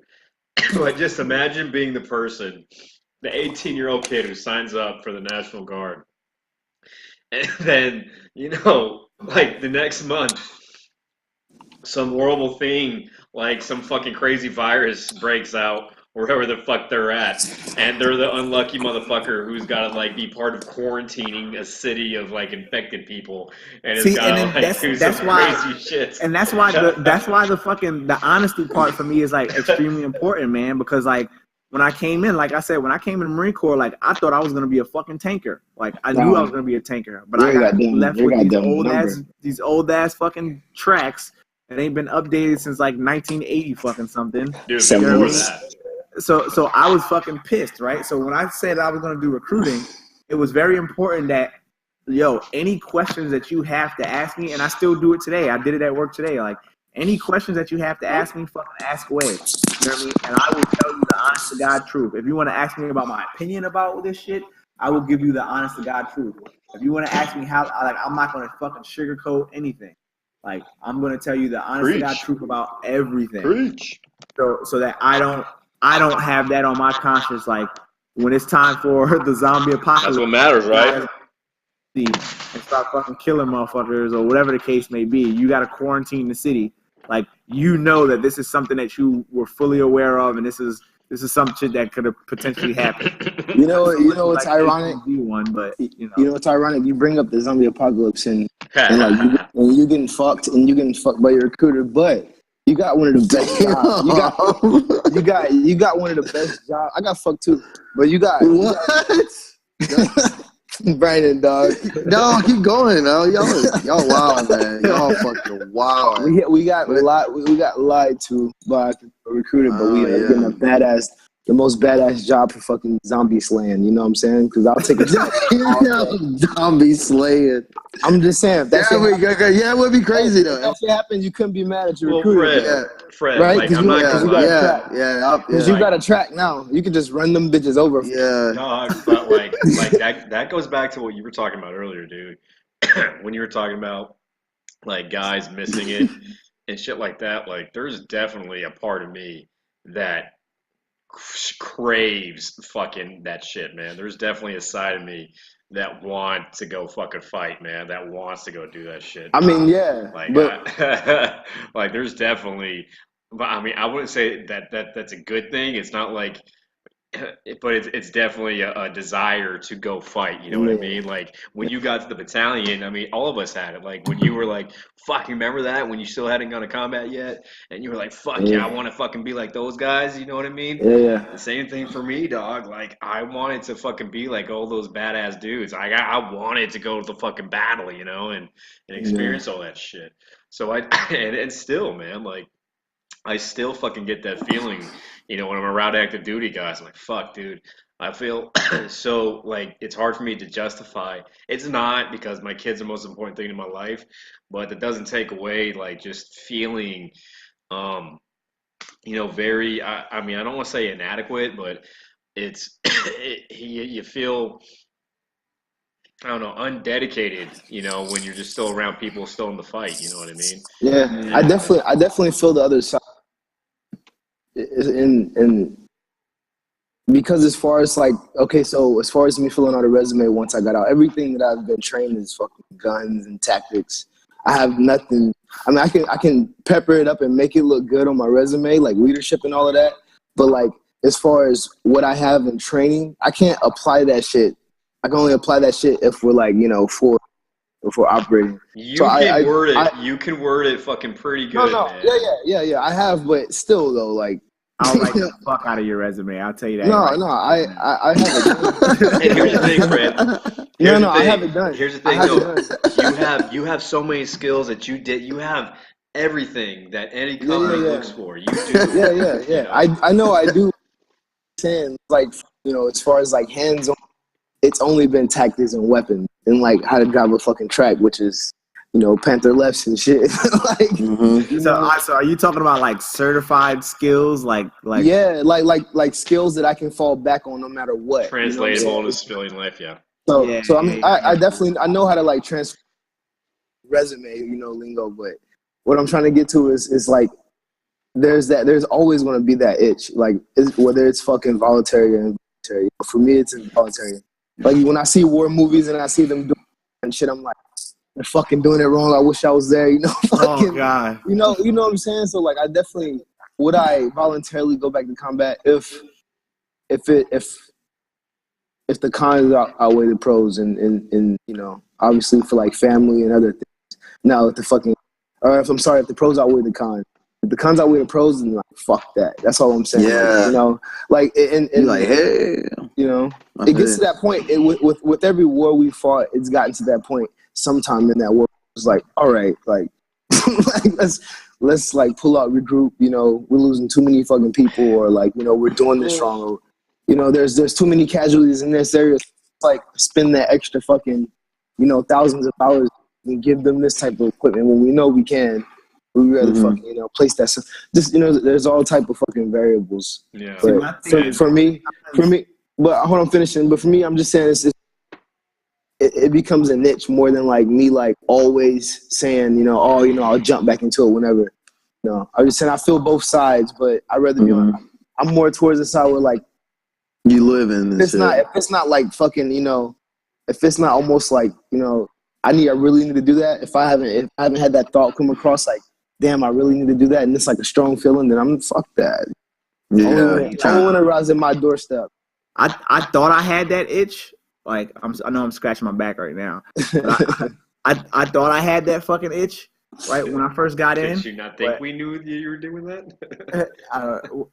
And I immediately fucking when you guys got back, I immediately fucking put some cocoa butter on that shit. Like, I was like, no, fuck that. Like, I'm not trying to fucking go over there. Like, I don't want that bullshit. Like, I've seen enough pain and misery, and now I'm seeing it in first fucking hand. So what I itch for now is just being around Marines. That's it. Like being able to talk to Marines and being able to train Marines and being able to fucking lead them. That's it. Like, obviously, I'm not in that fucking position. So, like, when I got out of the Marine Corps, like, and I got out March of last year. Well, technically February of last year, but officially got my D214 March of last year, March 11th of last year, and I was fucking in the in the National Guard fucking March 29th of last year, and I was like, yes, like the anxiety that I had fucking immediately lifted. That anxiety of like, I'm out of the military, what the fuck am I gonna do with my life? It immediately lifted. I put it on a new uniform. I had the nasty digital gray joint. That is so weird. Velcro? Was it Velcro? Weird. Yep, still have the Velcro. Like even in the new OCPs, are Velcro. But I had the uniform on, and like the stress and the agony that I was causing myself, like it fucking went away. And I don't know if it was just because like, yeah, I'm comfortable in these fucking boots and I'm comfortable in these pants with this fucking belt loop with the 7 these belts with the 7 loops for the 7 C's or whatever the fuck you want to call it. You know what I mean? Like it felt comfortable, and then it felt good to just like, which is why I like recruiting, because I'm literally around soldiers all day, but then I'm around people that have the aspirations of becoming military service members, and I'm able to teach them, like, and this is all tying back into the honesty part. I'm able to teach them about the ins and outs of what it takes to be in the military and what they are gonna get out of being in the military, the good and the bad. You know what I mean? So that's fucking important. I wouldn't trade this job right now for any other military job, aside from it being the entire branch of like all the DOD. Everything in the DOD. The National Guard recruiters are the best fucking kept secret in the military. Best kept secret. They work. I'm telling you, bro. Like, we work for the fucking we work for the state. We follow state rules. We get full-time benefits, full-time pay, and BAH based off of the state that you live in. And damn, you don't have to recruit. You don't have to recruit as much amount of people as any of the other military branches. Like 6 a year, you said. Well, as of right now, I only have 6, but I'll probably. That's a low number. That's high for me. That's like medium to high. I'll never have 6 people. I'll never have 6 people again. In the rest of my career. That's a lot of low. I'll probably have about 19 people. Like at the peak of my career, I'll probably have like 19 people that I have to recruit. But the National Guard works off of different rules and regulations as far as recruiting is concerned. So like that's an exponential amount.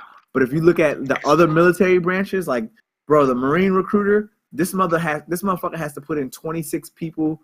He has to put in 26 people per quarter. Because we need the numbers, baby. Right? So these motherfuckers, like, so now you get to see, like, whenever you're sitting down and you're talking to somebody that was like a recruiter that got back from his SDO, and he's like, yeah, I just got back from my B billet and I'm recruiting.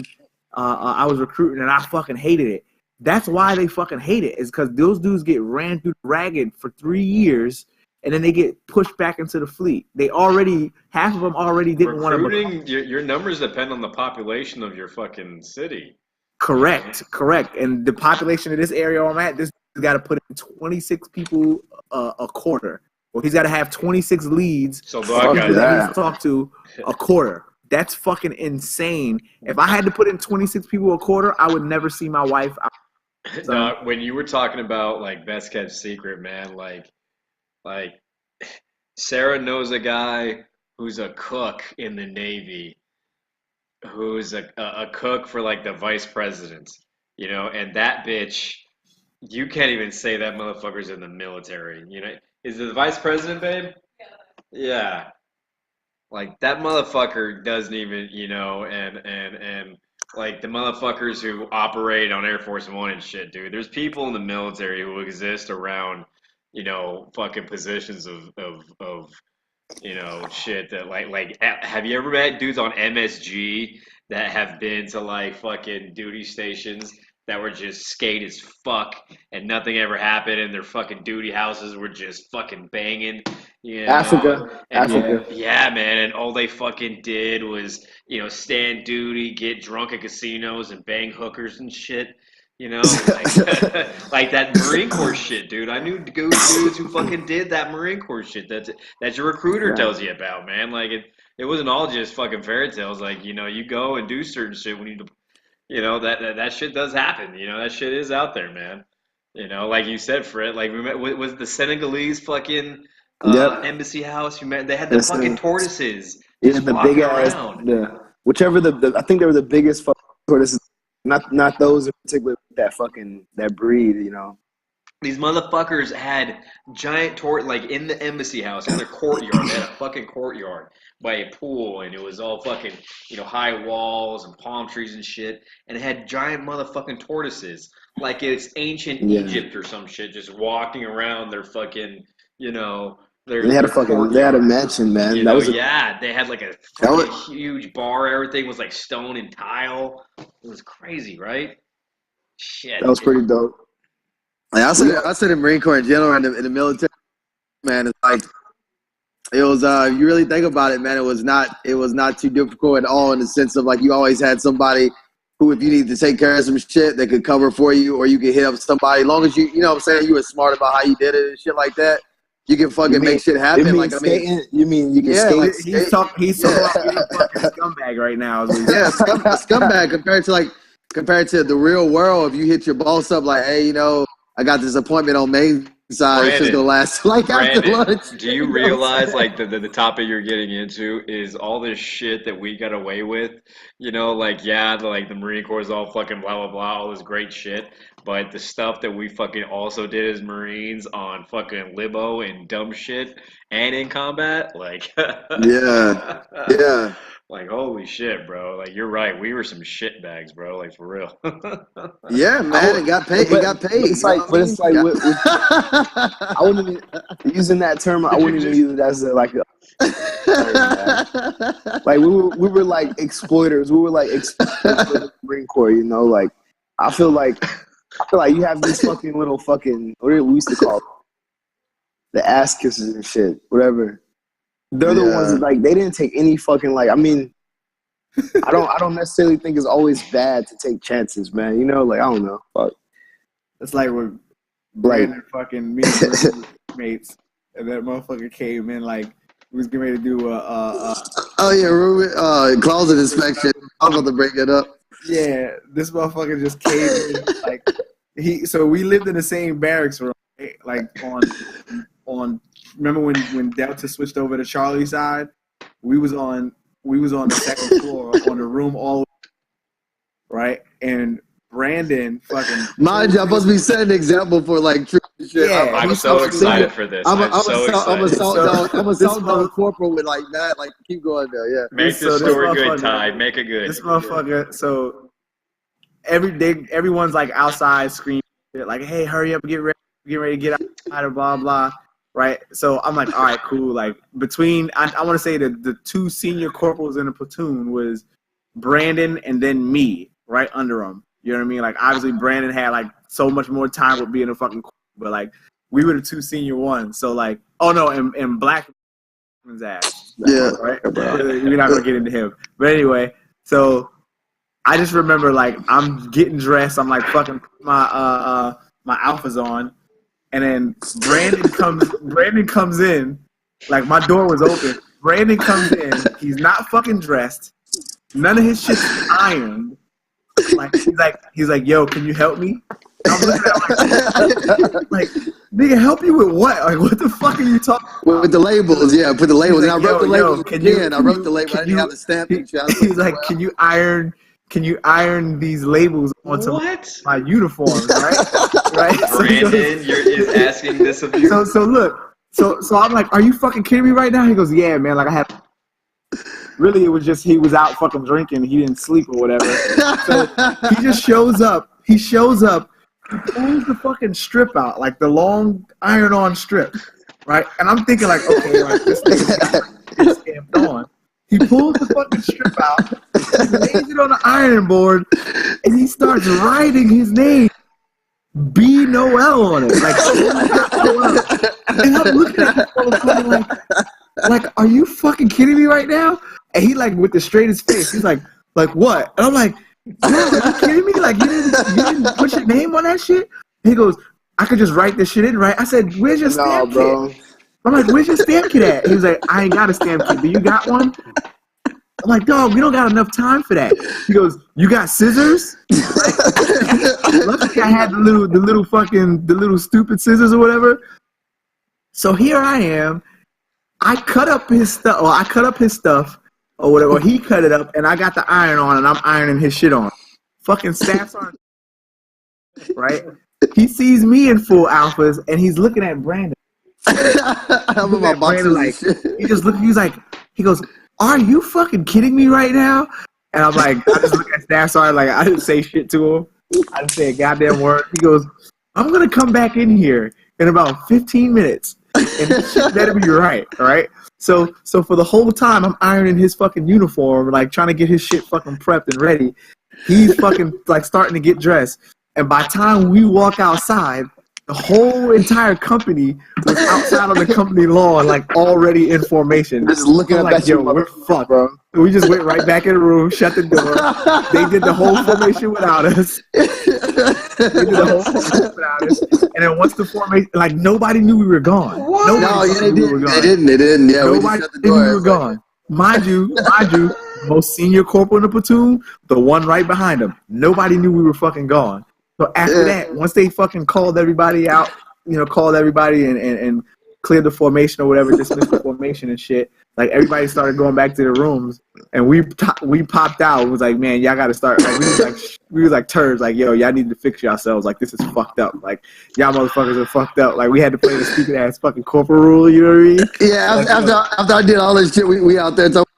Man, hey, shit's all fucked up, man. It's dicked up. I'm thinking, man, we're fucking and I'm like, man. The whole time, like, I played the role with Brandon. Like, I played the role with him. Fred, let me get. So, were you guys there the day after we got back? Oh, like, were you guys there at the beginning when we got back from Iraq? Let me see. I think you guys are either. I think we got there before you. I don't know, cause I got there a little bit before Brandon, right? Like, maybe like a week. Yeah, a couple weeks for me, man. A couple weeks. And when I got there, you guys had just back. Like, you guys weren't back for maybe a couple weeks. Okay, so you didn't get there at the very beginning. So you guys weren't there. Okay. Because it was like when I got back from Iraq. Shit.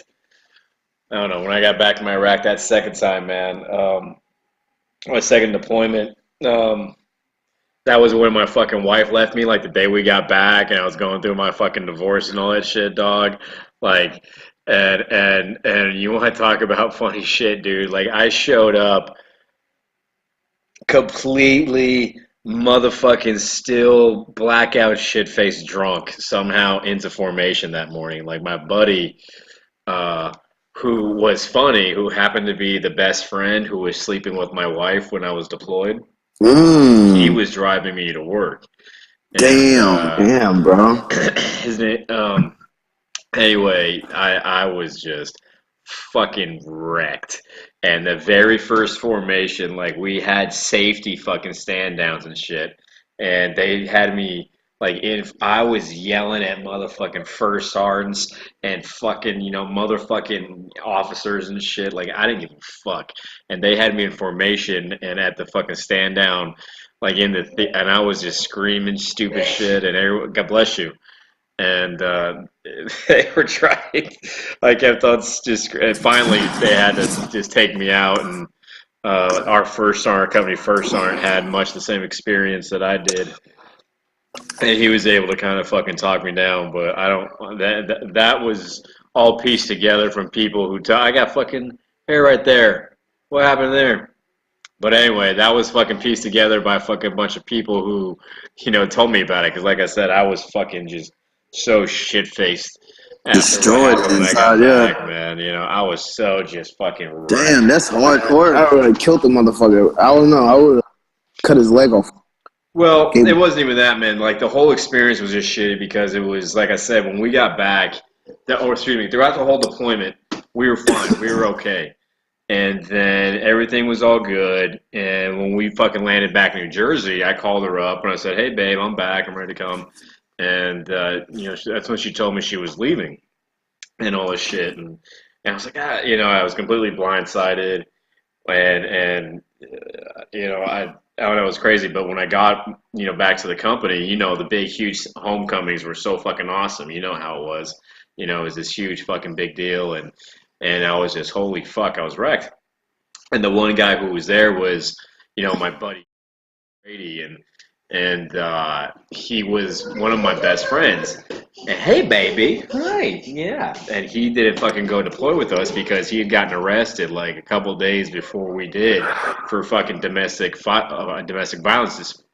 And so I think he fucking like beat his wife, smacked his wife around.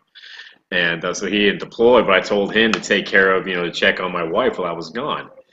And the story is that the first day we deployed, he went back and checked on her at my apartment and caught her moving in her boyfriend, and like day one, and it was like, so I'm gonna tell Daniel. And my wife, she was like, no, you can't. And she said, I'll sleep with you whenever you want if you don't. And he basically was like, okay. And so they kept that a secret on top of the boyfriend, yeah. And then that's basically how that went down. And he was cheating on his wife, and he was married. He was also married.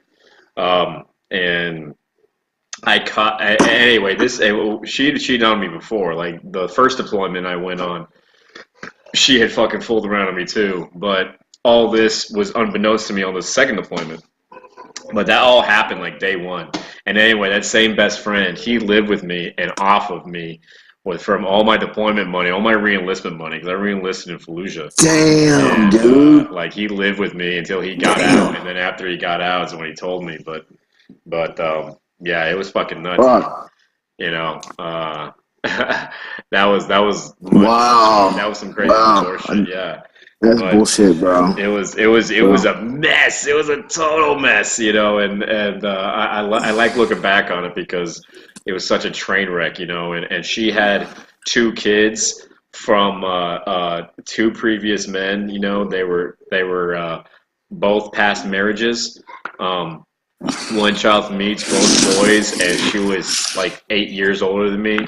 I was 19.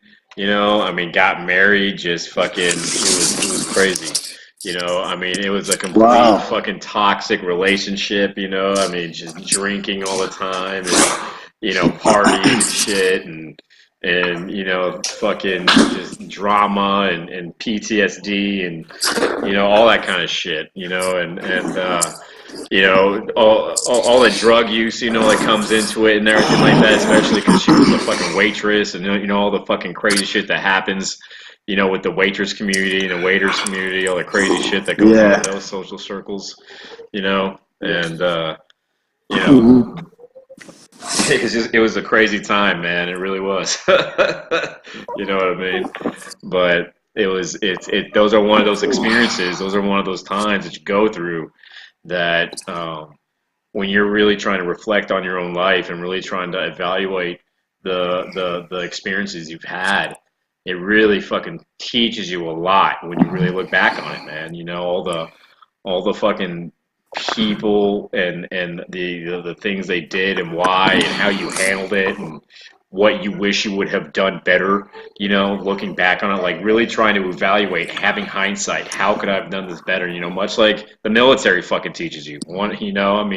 Always trying to fucking go back and regain battles and, and do fucking most deadly courses of actions and, just course, all that shit, MD, all that crap. And I do that with myself in my own life, man. I really try to reflect on my past, my experiences, and myself presently, man. I really try to have as much, self-awareness as possible and really try to, most of the things I do in life, I want to I want them to directly benefit me one way or another. You know what I mean? I really try to want to improve myself. Like every fucking day, be better than yesterday. Be better than yesterday. Fucking really do that, man. As cheesy as that sounds.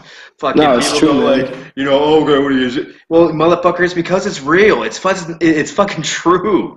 You know what I mean? But people just don't want to hear it. But you know why? Like, the golden rule, do unto others, all that shit. It's lasted for fucking, a millennia. Because it's fucking true about human beings, you know what I mean? So, I don't know. I'm fucking up on my high horse. I'm gonna fucking get down. Shit. No, cheers, man. That's some real shit. Real shit.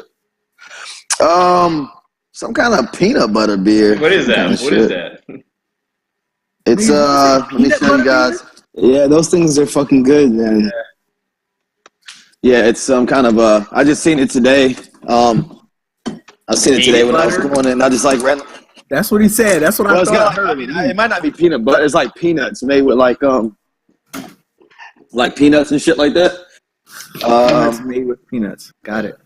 Yeah, exactly. Yo, but you know what? Oh, that's so descriptive, Brennan. Thank you so much. Now I'm so much more informed. That was such a great explanation. Thank you. No, anytime, just ask me, man. I don't care. But I've never I've tried other beers, but like they have to right here, guys. I'm sorry. It's this right here. I don't know if y'all can see that. Can y'all see it? Is that what that says? Nut brown? Here. Right. Nut brown. Nut brown. Nut brown. Or brown nut. Nut brown. Nut brown ale, for the dogs doing. Is that shit good? Oh hell yeah! Is it really? Yo, peanut butter. It's really good. Peanut butter L's and peanut butter. Really good. Done right. How do you feel about that homebrew shit, man? So does anyone get into that? Did anyone ever really try that home brewing thing? So I've had two people that I know that have done that. Fucking military dudes. One of the staff sergeants from AV battalion. He used to be the armory chief there. He used to homebrew shit all the time, fucking bottle it and everything, and bring it in for us. Like maybe once or twice a month, he would bring us in some pretty dope ass beer. And then one of my buddies in the National Guard, who's also a recruiter, this motherfucker, he homebrews beer, he homebrews fucking alcohol, this motherfucker's he does all kinds of shit. I want to smack Brandon.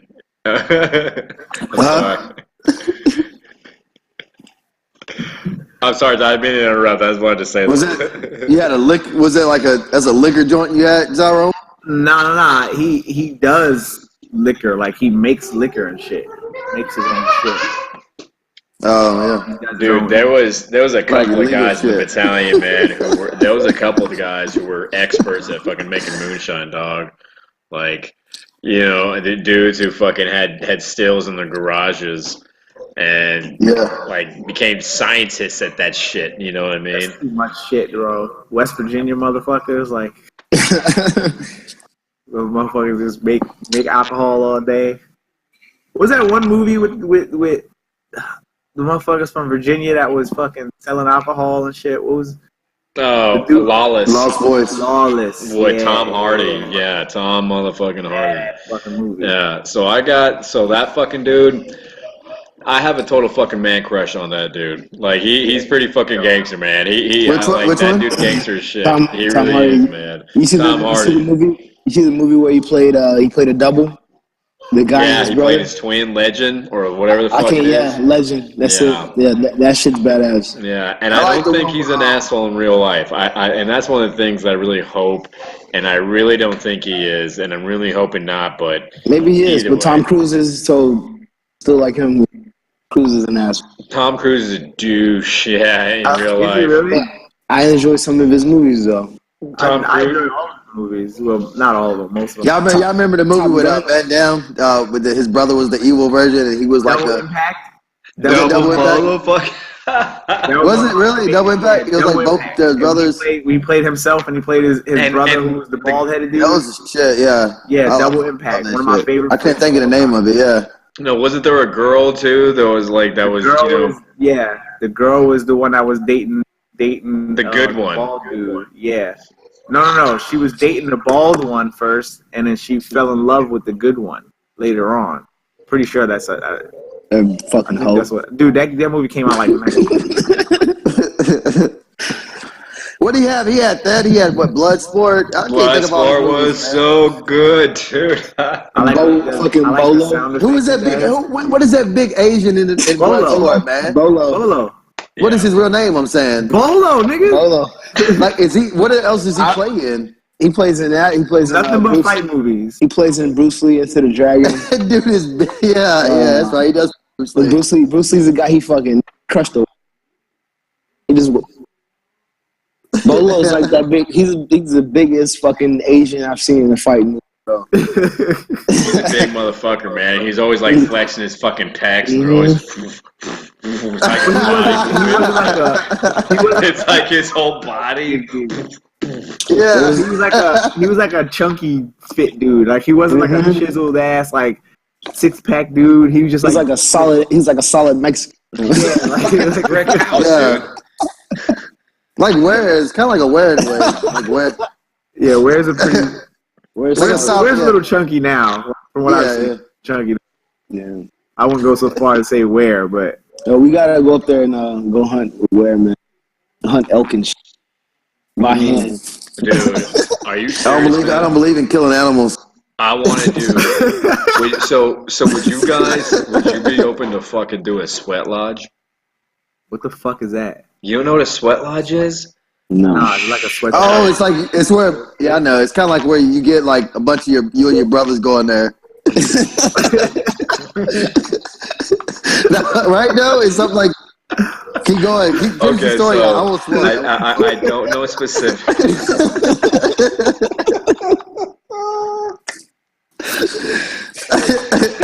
Oh shit! You're an idiot. You're so idiot. Go ahead. What's funny about it might be something different than what you told me on the down. What you told me on the other line.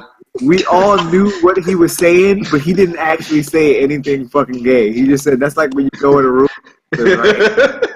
And he was insinuating some faggot ass. DJ's about to explain it and say the same thing. That's the way he says it. Tell him though. It might be something different when you tell DJ. You never know with me, man. You don't know what the fuck's gonna fucking come out of here, man. You never know. I was getting ready to just Roger up like, yeah, I'll do a fucking lodge, sweat lounge, or whatever the fuck it is. I don't know what that shit is. Yeah, you might want to know. You might want to know about it first. Before I fucking Roger up and I'm doing some shit. Yeah, you gotta know about that shit. So what is this? What is it? Oh, what you say it was? Dude. I remember like this. It's just so funny because when you say stupid shit like that and completely mentally derail me, it completely just is one of those times when all I remember is being in formation and saying something, and having the formation behind me, and Noel saying something fucking stupid, and just going, fucking Noel, and same thing with fucking Fred, or I remember. I was belligerent in formation. I know. Fuck that. Well, just when you said dumb shit like that, just out of nowhere, like something's happening, and just that stupid shit he fucking says, that just completely fucking derails whatever the fuck is happening, which I love. At the same time, you're just like, oh, motherfucker. And you try your hardest to keep a straight face so you can like. It's so great, dude. It's so great because it makes you laugh. And he keeps a straight face when he says it, so it's like he's trolling the shit out of you. No, he doesn't. Look at that shitty. Look at that. Look at that big old shitty. Now he's smiling. But he's good at doing that shit to me. Like I'll say some shit, and then he'll say some shit right behind me, and then I'll look at him like, "What the fuck are you talking about?" And he'll be like, "What?" Like play like what? I don't know what the fuck what did I say? He used to give me like this look and shit. I'd be like, BS. Hold on, but what's the sweat lodge? We gotta. Yeah, that's what I want to see, man. Making sure it ain't the same. Keep going. Yeah, go, man, go. Boom. Go. What is this? What is this sweat line? Okay. Apparently, you definitely gonna sweat it, though. We know that. We know that. Nah, for real. You're so fucking stupid. Now, I'm really intrigued. Like, what is this sweat line? It's like I said, I don't know any specific details about any fucking tribe, but it's a native tradition amongst whatever fucking tribes that are native, where it's you're in like a fucking an enclosed teepee with some kind of fire, and you're in there with a fucking it's real tight and enclosed, and you fucking trip on peyote, and you fucking have this fire and this little hole where the air and the oxygen can come in, but you're in there sweating with no other oxygen except this little fucking hole at the top where the fucking smoke can get out, and you're in there tripping on fucking peyote, and you're supposed to be able to fucking connect with your fucking ancestors or your spirit, into the spirit world, or however the fuck they defined whatever the fuck they believe in, you know what I mean? Be able to come out of your body, out of body experience, all that. So it's controlled. So it's like controlled because I'm guessing if they got you sweat. No, I mean if they got you sweating, you're sweating it out, right? Like the peyote. Well, I don't know necessarily. I mean, why is this something that's going to be like half a couple hours? No, like the whole thing from what I know, from what I've heard, and people trip for like days. Like it's a fucking experience, like people are in literally but it's a thing I ain't blacking out for no days. They go through shit, man. It's not even a blackout. No, it's not like you. It's spiritual. It's out of body. It's kind of like it's like an ayahuasca kind of thing, but not really, right? I wish I could fucking. It would probably be. I would think same things. Well, you guys done shit. You shroom, and you guys want to fucking ate shrooms. You know what I mean? Who's fucking done X or fucking acid? No, man. Yeah. But this is something natural from the earth, like ayahuasca. Yeah. It's probably the same. Is there a time limit as to like how long this shit? He said 3 days. Dog. How long it stays in your system, like? And it affects people in different ways too. Like the spiritual effect that you get is going to affect people in different ways. Lasts longer for some. Dude, huh? Like, and then also, like, how well, far does it go back? Well, listen. Like, even on that. You gonna be fucked, Gibson. We gonna be in the field. Listen, your ass gonna be fucked. So that video that I was saying to listen to was like he talked about literally like how they used to test dudes on LSD and acid and these hallucinogens and everything like that, and he's actually talking about the use of hallucinogens for mental recovery from PTSD and other fucking issues and shit like that, because he was citing some kind of study where they actually did that. Like, people talked about being on a hallucinogen or something like that and entering like an out-of-body experience, like an undescribable reality beyond this, you know what I mean? Like, really people who thought they could connect in between like the whatever anyway, he really believed that, dude. A man of science and faith and like both things, and he's talking about this, about that is a real human experience. He can't say it's a real thing, but it's a real human experience, I wouldn't mind doing that shit just as long as I know for a fact that shit's gonna come up out of my, you know what I'm saying? Like, whatever. That's the fact. You don't know. You just gotta do it. You gotta dive in. And then on top of that, like, again, I'm worried about like, if I'm going back and meeting ancestors, I want to go back and meet ancestors from fucking like Kemet in Egypt. I don't want to go back and meet ancestors from fucking the late 1600s, when motherfuckers was being persecuted and beaten and hung. Like, I go back and see an ancestor, and this nigga's working in the field. You know what I mean? Like cutting cotton and shit. Like trying to tell me to run from massa. Like, I don't want nothing to do with that. Like, you know what's, man? Do with that. As funny as that is, like, how crazy. That is so. Ayahuasca and peyote is a hallucinogen. They both pretty much have the same properties, but ayahuasca, like, it's like you can have a loss of ego and you can feel like you're dying, versus the peyote. It's like gives you more of an LSD trip. All right, so the ayahuasca, I don't want nothing to do with that because I did Well, it. Hey, it's life changing. I do ayahuasca. That's one I did it, and it's life changing. I did ayahuasca. Fred knows, and What is that? it was like basically like what Fred just said. It's like the same thing, but it's like when you get an out of body experience, man. It's like it's the same. Like, you know, they tribes practice it back in the days and stuff. But I did it. It's funny. I did it on a plantation. This is funny because Gibbs, you mentioned it. I did it on a no. Check this out. Wrong, man. No, but just check it out. My barber told me about it. My friend knows my barber. He's been telling me about it for like almost a year, and just so happened the time came, and me and Lee both, Lee, my friend Jumper, and him, and it was a ceremony. It's actually like a whole ceremony, so it was kind of scary at first. I was like, "Is this shit kind of like a cult?" You know, there's candles was like Did you around. really think that? Well, no, I did because I didn't know what to think, man. Yeah. But intense, man. Like it's fucking. It's like what you just said. It's spiritual. It ain't like you're going to trip mushrooms or you're going to trip acid. Like, you know what I mean? It's like you're going to like fucking. You're going to get something out of it for real, for real. And I was like with the intentions of. I didn't have no intentions besides like, oh shit, I just hope I make it through it. And his whole at the beginning was him just explaining and kind of calming people down. Like there was like one thing you're gonna know. You will. You know, you're gonna make it through it and stuff like that. And he also made it important, like pretty much like when you go under or whatever, like it's gonna happen faster for some people, but you have to be able to be like, okay, I know that this moment is happening, but it's not gonna be like this forever. Like, you know what I'm saying? And when I tell you that it happened like that for me, like everybody else, I feel like it hit them after their first serving, and I was like, I didn't feel shit. Like I was like, he's like, how are you feeling? And I was like, I mean, I still feel the same. And then, anyways, I hit the second one, man.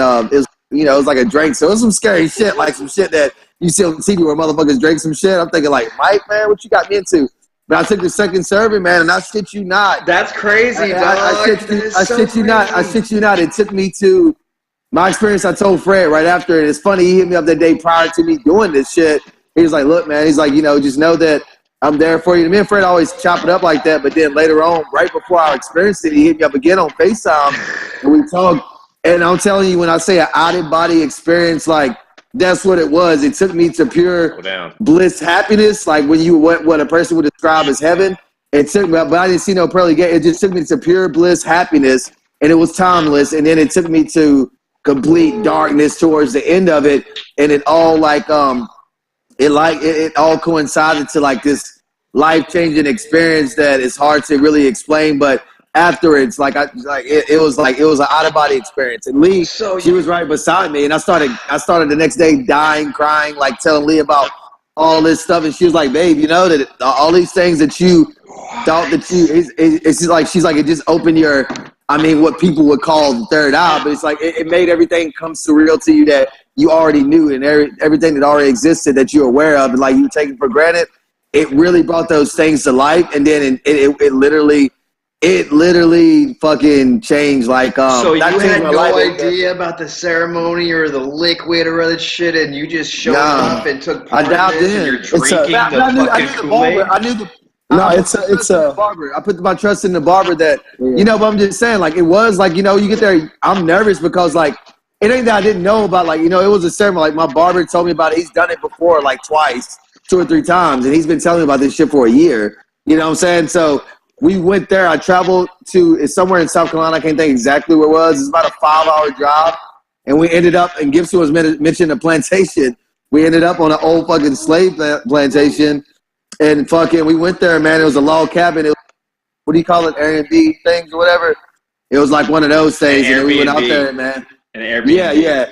And we did it, man. Like, we went out there, and all I can say, I don't know how to describe it. If you do it yourself, you will. It is like that. You go back and you communicate with people that's passed away and all kinds of shit. It's fucking, it's crazy. It's crazy. I was going to tell DJ what it was. It's a brew made out of, that's native to South America and Brazil. And they make it out, it's a brew that they make out of a vine. Mm-hmm. And, it has natural DMT in it, pretty much, though. It contains. When I was in Jamaica, it was a motherfucker that was there trying to sell us brownies with weed in it. That's it. I would have ate them. Yeah. I'm out. They probably knew what they were doing, bro. Actually, my wife hash cake. she ain't never really did anything like that before. Yeah. So she was going to take some or whatever, but the dude wanted like $30 for him. And he's like, nah, that's the last little bit of tourist money we got, so you're going to have to be short. And then I knew some dude was like, yeah, I smoke weed every day back in the States or whatever. I was like, oh, okay, that's cool, man. And he's like, up and down. yeah, I can give you guys some of my brownie cookies. So he gave my wife some of his brownie cookies, like half of it. And she wasn't really tripping balls and nothing crazy like that, but it wasn't too much. No. Yeah, I don't know, man. I've had good and bad trips, and one bad one I had was pretty fucking bad. You know, and I wish I could have experience like you're talking about, Brandon. Like, I really want to have, like, you know, real, true connection, out of body experiences. You know, like, dude, I really would love to experience some shit like that. That wasn't, well, I can't say. I mean, in a controlled environment, you know what I mean. Not fucking getting a fucking, you know, being a high school kid getting acid. And that's way different. Yeah, you know what I mean. I don't want to do that. But I would love to fucking do, like I said, a sweat lodge for like a native tribe that really fucking, you know, had a meaning to it. You know, something that you would fucking really get out of the whole experience. Not you guys just, are pretty much talking about the same thing. Yeah, yeah. Regardless of what it is, I want to have a connection. I want to take part in a ceremony. Like I would really love, man. I would totally do it. No one would ever allow it, but I would love to like pray in a mosque, like they're like with a Muslim. I would love to just experience that, man. To actually be taught to like, hey, man, this is how we pray and why. You know, because Islam is a fucking good. I mean, all religions I think have all their benefits and all their positives and negatives. You know, but like what I know a bunch of Muslim dudes who I really fucking hold in high regard that are great examples of gangster ass Muslim men, you know, because they're not defined by their religion, they're defined by their character, you know, and the virtues, the values they have, and they anyway. I would love to experience that, you know what I mean, and not because I would love to fucking convert, but just to have that experience, you know. And Allahu Akbar. well, it's crazy, man. I don't want to. You know, I mean, that's something too, man. Like, I spent so much time of my adult life in the Middle Eastern world. You know what I mean? Like, I don't want to fucking just look back on it with all this negativity and spite, like, oh, we fucking went to war and shit like that. I want to fucking look back on it with some sort of positive effect on my life, you know, with the good shit that it could offer me, man, not just all that negative crap, you know? You know what I mean? But even on top of that, man, like, we talk about deployments all the time with so much funny dumbass war stories and serious ones as well and all that shit, man. It was a fucking source of both, you know, and it should be. You know, it was an adventure, man. It was a real fucking journey, you know, going to war, going on a deployment across the fucking world to fucking, you know, have a purpose. And it's especially when that purpose is to go fucking fight the enemy, man. That's a big deal. You know, you're experience a lot of fucking things, you know, especially if you're fucking actually, you know, pulling triggers and kicking in doors and shit. Very true. Man, that experience of fucking traveling the world and seeing the world and seeing different cultures, man, for us as fucking hard charging Americans, it was a very most enlightening thing. Oh yeah, I've ever done. Like the Mew I went on, like just traveling the world and seeing people of all different shades. Going and to shapes. Africa, Mediterranean. Yeah, that was just like being over there, being overseas, traveling through the med was just like the most inspiring fucking thing that I've ever fucking done in my life, and I definitely want to continue to travel. But now I don't want to. I want to do it on my own dime, so that I can really sit down and engage in the culture as opposed to just, you know, being here for a couple hours seeing the shit on the outside. Yeah, and it showed us how good we have it. Or it's like it shows us like, fuck, man, if we ain't taking advantage of America, then you're fucking tripping. You know? Yeah, very true. Like, fuck. It opens your eyes to so many things because you don't even know if all that stuff exists to you. Really, you go out there and you like, it's so much more that I haven't. Yeah, like fucking crazy, man. It's like, that's all. Got this. Y'all fools go on trips and shit, man. Like, or when I go to, Gibson, you said where'd you and your wife go? Jamaica, right? Yeah, we went to Jamaica, bro. And then Fred, where'd you go to that wedding at? Was it at Jamaica? What was that at again? DR. Dominican Republic. Stuff like yeah. Even though you went for that, man, like y'all going like I don't know, man. That's crazy because I know when you look at this shit, you like, damn, man, it's beautiful, man. I mean, you meet different people too. It's a hell of an experience, and then just to know that there's so many places that I haven't been to. I've been to a decent amount, but not nearly a lot of places. Not nearly, but I've been to a decent, but not really. I'm saying I can't wait to start back traveling again, man. Like, fucking ready, bro. Saving up. Maybe like around the summertime. I want to travel somewhere for my birthday. Either that or go skydiving. I want to do something. Where are you trying to go? If you do go somewhere, Amsterdam, because it's like it's easy and it ain't. It's touristy, but it ain't like fuck. Shit's cheap there as far as like for just living in a hostel versus getting like a fucking hotel at fucking one of the big box hotels. Yeah. That skydiving shit will be dope as fuck too, man. That's one thing I always wanted. But I don't want to be strapped. I don't want to I want to do a couple of jumps and then like a tandem. I don't want to be strapped to somebody like Oh, you don't want to be. Jump. Not every single jump, like. Yeah. Because if you fuck up, and I make it to the ground, and he fucks me up, I'm whooping his ass, him or her. So I might as well just be by myself. Yeah. You be fighting that battle in heaven or what's that place called? No, I'm fucking. But have you heard of the inside? Man, somebody told me about the inside places. Like they said, it's the same. It can't be the same experience. Obviously, it's not outside, but it's for training. It's for training. Shit, bro. It's for training. Oh, it's for training. Yeah, it's for training how to in the air with your body. No fucking. Oh, okay, okay. You got to know how to like fucking accelerate, stop. Like just. You have to do that on your own, though, right? Like if you go with if they are strapped onto you, do you have to they do like training classes. I think when you because that's usually you can pay. They'll have you can go and pay a couple $100 to fucking jump with somebody, but you'll do like 30-40 minutes of fucking like a training. I mean, because it's pretty simple. They're just going to tell you to jump stay spread out, keep your chin up. Yeah, and that's about it. And since they'll be behind you, so they'll be able to do the maneuvers. And I think it's like they don't go up as high because I know I was reading the packages and the packages they got more pricier fucking as the altitude went up. Yeah, but but if you go on your own, you have to go through I guess a certain amount of training hours and all that shit. Yeah, it's like you do what you gotta do, like 9 jumps. I think a minimum of 9. Skydiving field right around here where I live at, like maybe 5-10 minutes away from here. I think I want to do it, but I'm not sure. I'm gonna try it once. I mean, I'll skydive before I bungee jump. Fuck yeah! Yeah, nigga, that bitch, you come up, you fucking. Nah, bro, I want to be. Too much bad shit happening with that. If I bungee jump, I want a fresh rope. I want to be the first nigga to use that rope. Saying like this nigga Fred said he would do damn squirrel suit. I see that before?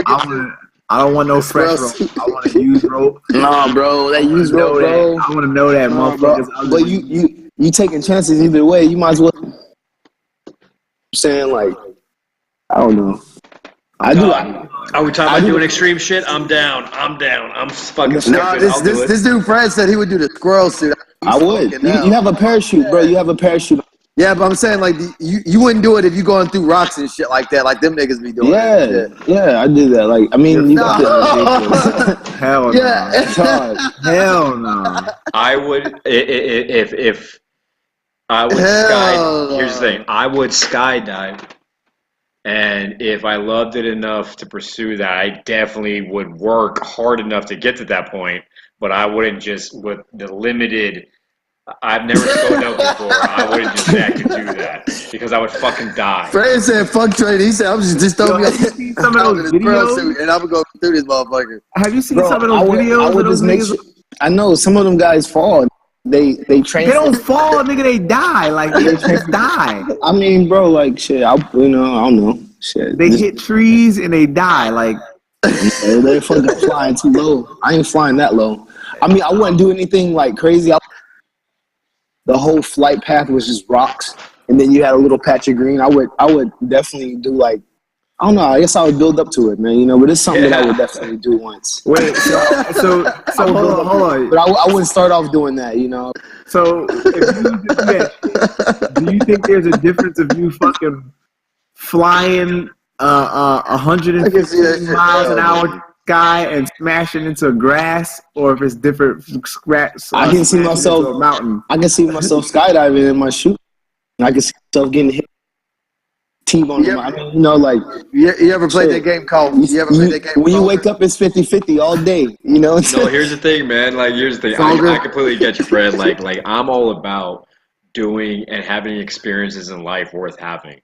Doing things that are dangerous, doing things that are hard. That's all fucking great. However, pause for effect. Pause, motherfucker. That doesn't mean I won't go do a fucking stupid shit like a fucking squirrel's fucking suit when I've never fucking, skydived and, I know that I probably won't. No, I would. I mean, I would train. I would. This is something I would. I'm pretty confident with myself, with my abilities in the sky.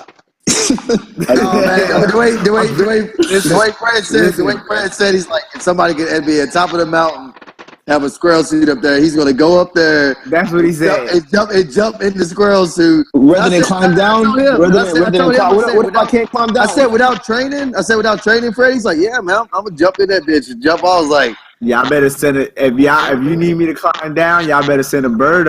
What if you can't climb down? Send a bird up here. Yeah, you're not gonna jump out. I'm jumping off with that squirrel suit. Fucking, hey, this fucking fight, a motherfucking flight. yo, there's a reason why squirrels don't be on mountains, dog.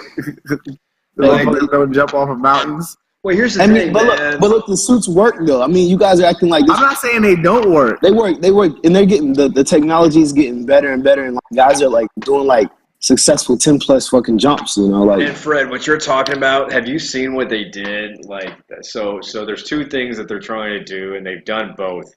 And I've seen videos of it. So with the squirrel suit, the first one is they've landed on a fucking surface. They've literally fucking got to where a guy jumped from a cliff in a squirrel suit, and he got all the way to the point where he was able to fucking land on a surface, Fuck that. I want a parachute. And then the second one was where they fucking jumped off from a mountaintop and were squirrel diving, and a plane was diving down with them, and the divers fucking went down with the plane like this and fucking went in to a plane's open door and fucking mid-air. Oh yeah, two guys fucking. Oof. I've seen that. I'll do that. Why not? Shit? That was nuts.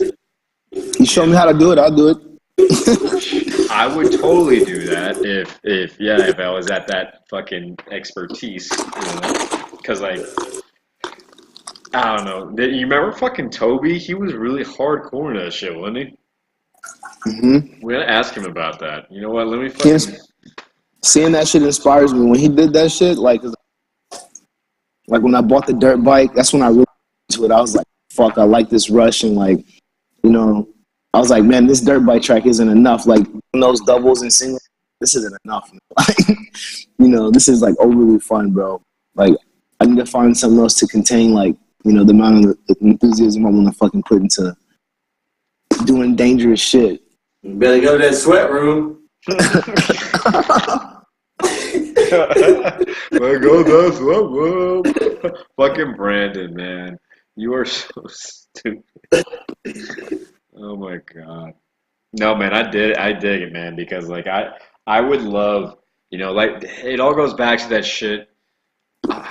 I really want to believe in reincarnation, I just I don't know if I completely do, but anyways, having said that, it's because I really have this real desire to experience things the same way it was experienced, however many fucking years ago, from whatever time period, you know what I mean? Like the book I'm reading right now. Like I said, I'm almost done with it, man. That book about Alexander the Great, I'm about to motherfucking finish it.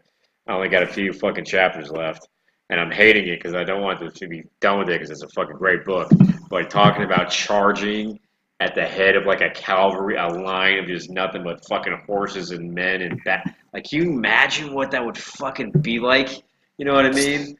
Like to actually experience, because the author's just so good about talking about the moment when like you're on a horse crashing into fucking battle amongst spears and fucking swords and just men and blood and guts and just shit, you know what I mean? And you imagine really going through that. It's just Fuck that. fucking I wouldn't be in the front. You wouldn't catch my ass in the front. dog. That guy in the back.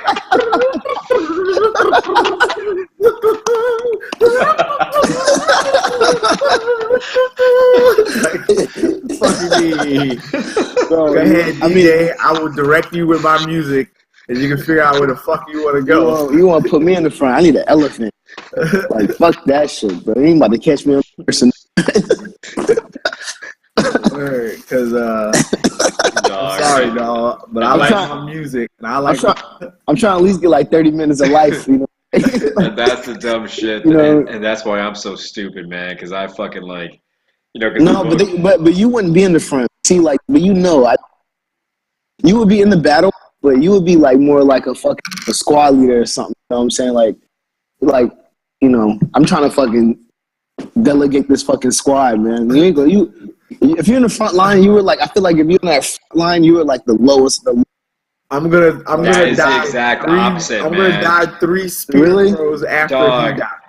So the Macedonians and Alexander the Great's army. That's why he was so like amazing, man. Because he was a warrior leader. He was a conqueror of everything. But his huge thing was leading. He wanted to be the first guy to impact the fucking enemy line, and you know it was destined. He believed he wanted to fucking be in those instances. He craved like to fucking be against all odds, you know, and to be that first motherfucker in there. And he demanded that of all of his officers and all of his champions. Like you motherfuckers will lead your men. That is a standard among officers, is being the first motherfucker and the gangster motherfuckers, man. Like no one can defy us. We are the greatest, and they were, man. Like they conquered everything. They fought war. That's the way they did. They went out and it was real, man. They were the most gangster motherfuckers. They really were. You know, but yeah, that's how it was then. You know, and that like to die in battle was literally it, man. That was the way soldiers live life. That was their existence, to live and die and breathe battle and war, man. You know, they didn't give a fuck. They wanted to be in the front lines. They wanted to be, you know, in those crazy battles where fucking men died. It was crazy, you know. But that's why movies like Gladiator, it shows you the other side of. There's like this whole battle, motherfucker. He could put anybody on their ass, charges in first, but ultimately, he doesn't want to die on the battlefield. He wants to like tend to his land with his wife and son. You know, you guys remember Gladiator and shit. Well, the best one for me, the best war joint for me is The Last Samurai. That is bro, my most favorite fucking. I mean, I know we said earlier. Really, out of all movies, yo, The Last Samurai fucking movie. The Last Samurai for me, it does it, man. Like I don't know, it's something about the Like I mean, I've always been into like karate, like Japanese hard style karate. So samurai movies like kind of put me on edge. Like I fucking love them. Me too. The Last Samurai, bro. That movie right there for me, like. That shit gets my dick rock hard, bro. I fucking love that goddamn movie. It is very good, man. It is. Who's that? Who's that? Who's the actor in that? We were just talking about Tom him, right? Cruise. Yeah. And isn't it? I think the Asian dude is Chow Yun Fat. I'm pretty sure. No. Not Chow Yun Fat. Fuck. What is this guy's name? You talking about the leader, the fucking badass mother. I'm not good with Asian names, but I know you're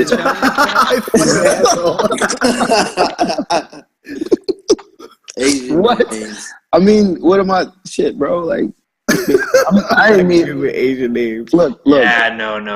Yeah, it's not him. I'm an avid not fan Donnie of Yen. Japanese culture. Not Donnie Yen. Say that. No, not Donnie Yen. So The Last Samurai is almost the exact same thing as, you know, Dancing with the Wolves or Avatar. It's the same storyline, you know. It's and that's called what is that? it's not the same thing. But like Stockholm syndrome is much of the same thing, you know, where you fall in love with your captors, Yep. you know, and but in the fucking the warrior way, which is it's a very real thing, man. Like especially I hate how they call it a syndrome, man. Because it all vulgar, like a vulgar fucking. Well, it can negative be. It can be like they say Stockholm syndrome in the case of like kidnapping, like for real Right, I kidnapping. understand. Yeah, You know, like what happened to him, you know. But like what he saw that his people were actually doing the wrong thing, so it's kind of like him resonating with the other side. Now, is that a syndrome or is that just sticking true to their character? You know. well, yeah, and that's very much the thing, man. Is like the flip side of that, like I was saying, is people in the fucking native countries, like in early frontier land, you know, back in Dance with Wolves times, that was a real thing. Like people in the early colonies would either be captured and kidnapped or voluntarily go seek out a lot of the native tribes to fucking really live the way they lived because Western culture at the time in these towns and cities was something that they considered fucking really just horrible and miserable and loathful lawless and shit, unmeaningful. Yeah, and so not only would they go seek, they would see these Indians that people would talk about, these savages that were so fucking mysterious, that lived a certain way, and they would go fucking seek that way of life and really thrive, you know, and even people what they kidnapped, like when the French and the English and the Americans would fucking want to parlay with the Indians, like they would say, hey, we want these hostages. We were looking for like these white girls or these white guys who got fucking kidnapped at this place by you, and we want them back. We didn't find their bodies, and a lot of the time the hostages wouldn't want to go back to their families that they were kidnapped. They wanted to stay volunteer. They wanted to stay with the tribes, you know. So it's not an unknown. It's a very real fucking, you know, phenomena where that happens legitimately for good reason too, you know. You know, have you ever heard the story of the story of how the idea of the zombies came about? Well, first of all, no, I have not. First of all, to answer your question, I have not. But how do you think you could really know the answer to that? Okay, so it's not. So what happens is, it's the idea of this story started in Dominican Republic and Haiti, right? Yeah, like of all time, like okay, so you're talking about the very first time in recorded human history that a zombie that is a dead person resurrecting to eat human flesh. That's what you're talking about. No, not to eat, but not to eat flesh. I know this story. So not to eat human flesh, though. Not that part. That part was like fabricated. But. Yeah, that part's the bullshit that came with it. But the idea of the zombie came from Haiti and Dominican Republic, right? I believe that. So obviously, if you look at that island, right? If you look at Haiti and Dominican Republic, the Haitian side of it is all like desert. They have zero agriculture. The only thing they fucking have is sugarcane, right? Well, hey, before you keep going, guys, I gotta run. You guys have a great one. I gotta run. I gotta go help Lee with something real quick. She's in the room. Shit. Hold on a second. Okay, you out? Hold on, am I too loud? Yeah, I'm bouncing out, guys. I'll be hollering at y'all tomorrow. Huh? All right. Yeah, I guess we can all fucking, because I think Ty's got to go too. What do you say, baby? You got that from the text. I wanted to finish this damn story. Well, we'll stay on here until you're done. Yeah. Yeah. All right, brothers. Y'all take it. All right, Brandon.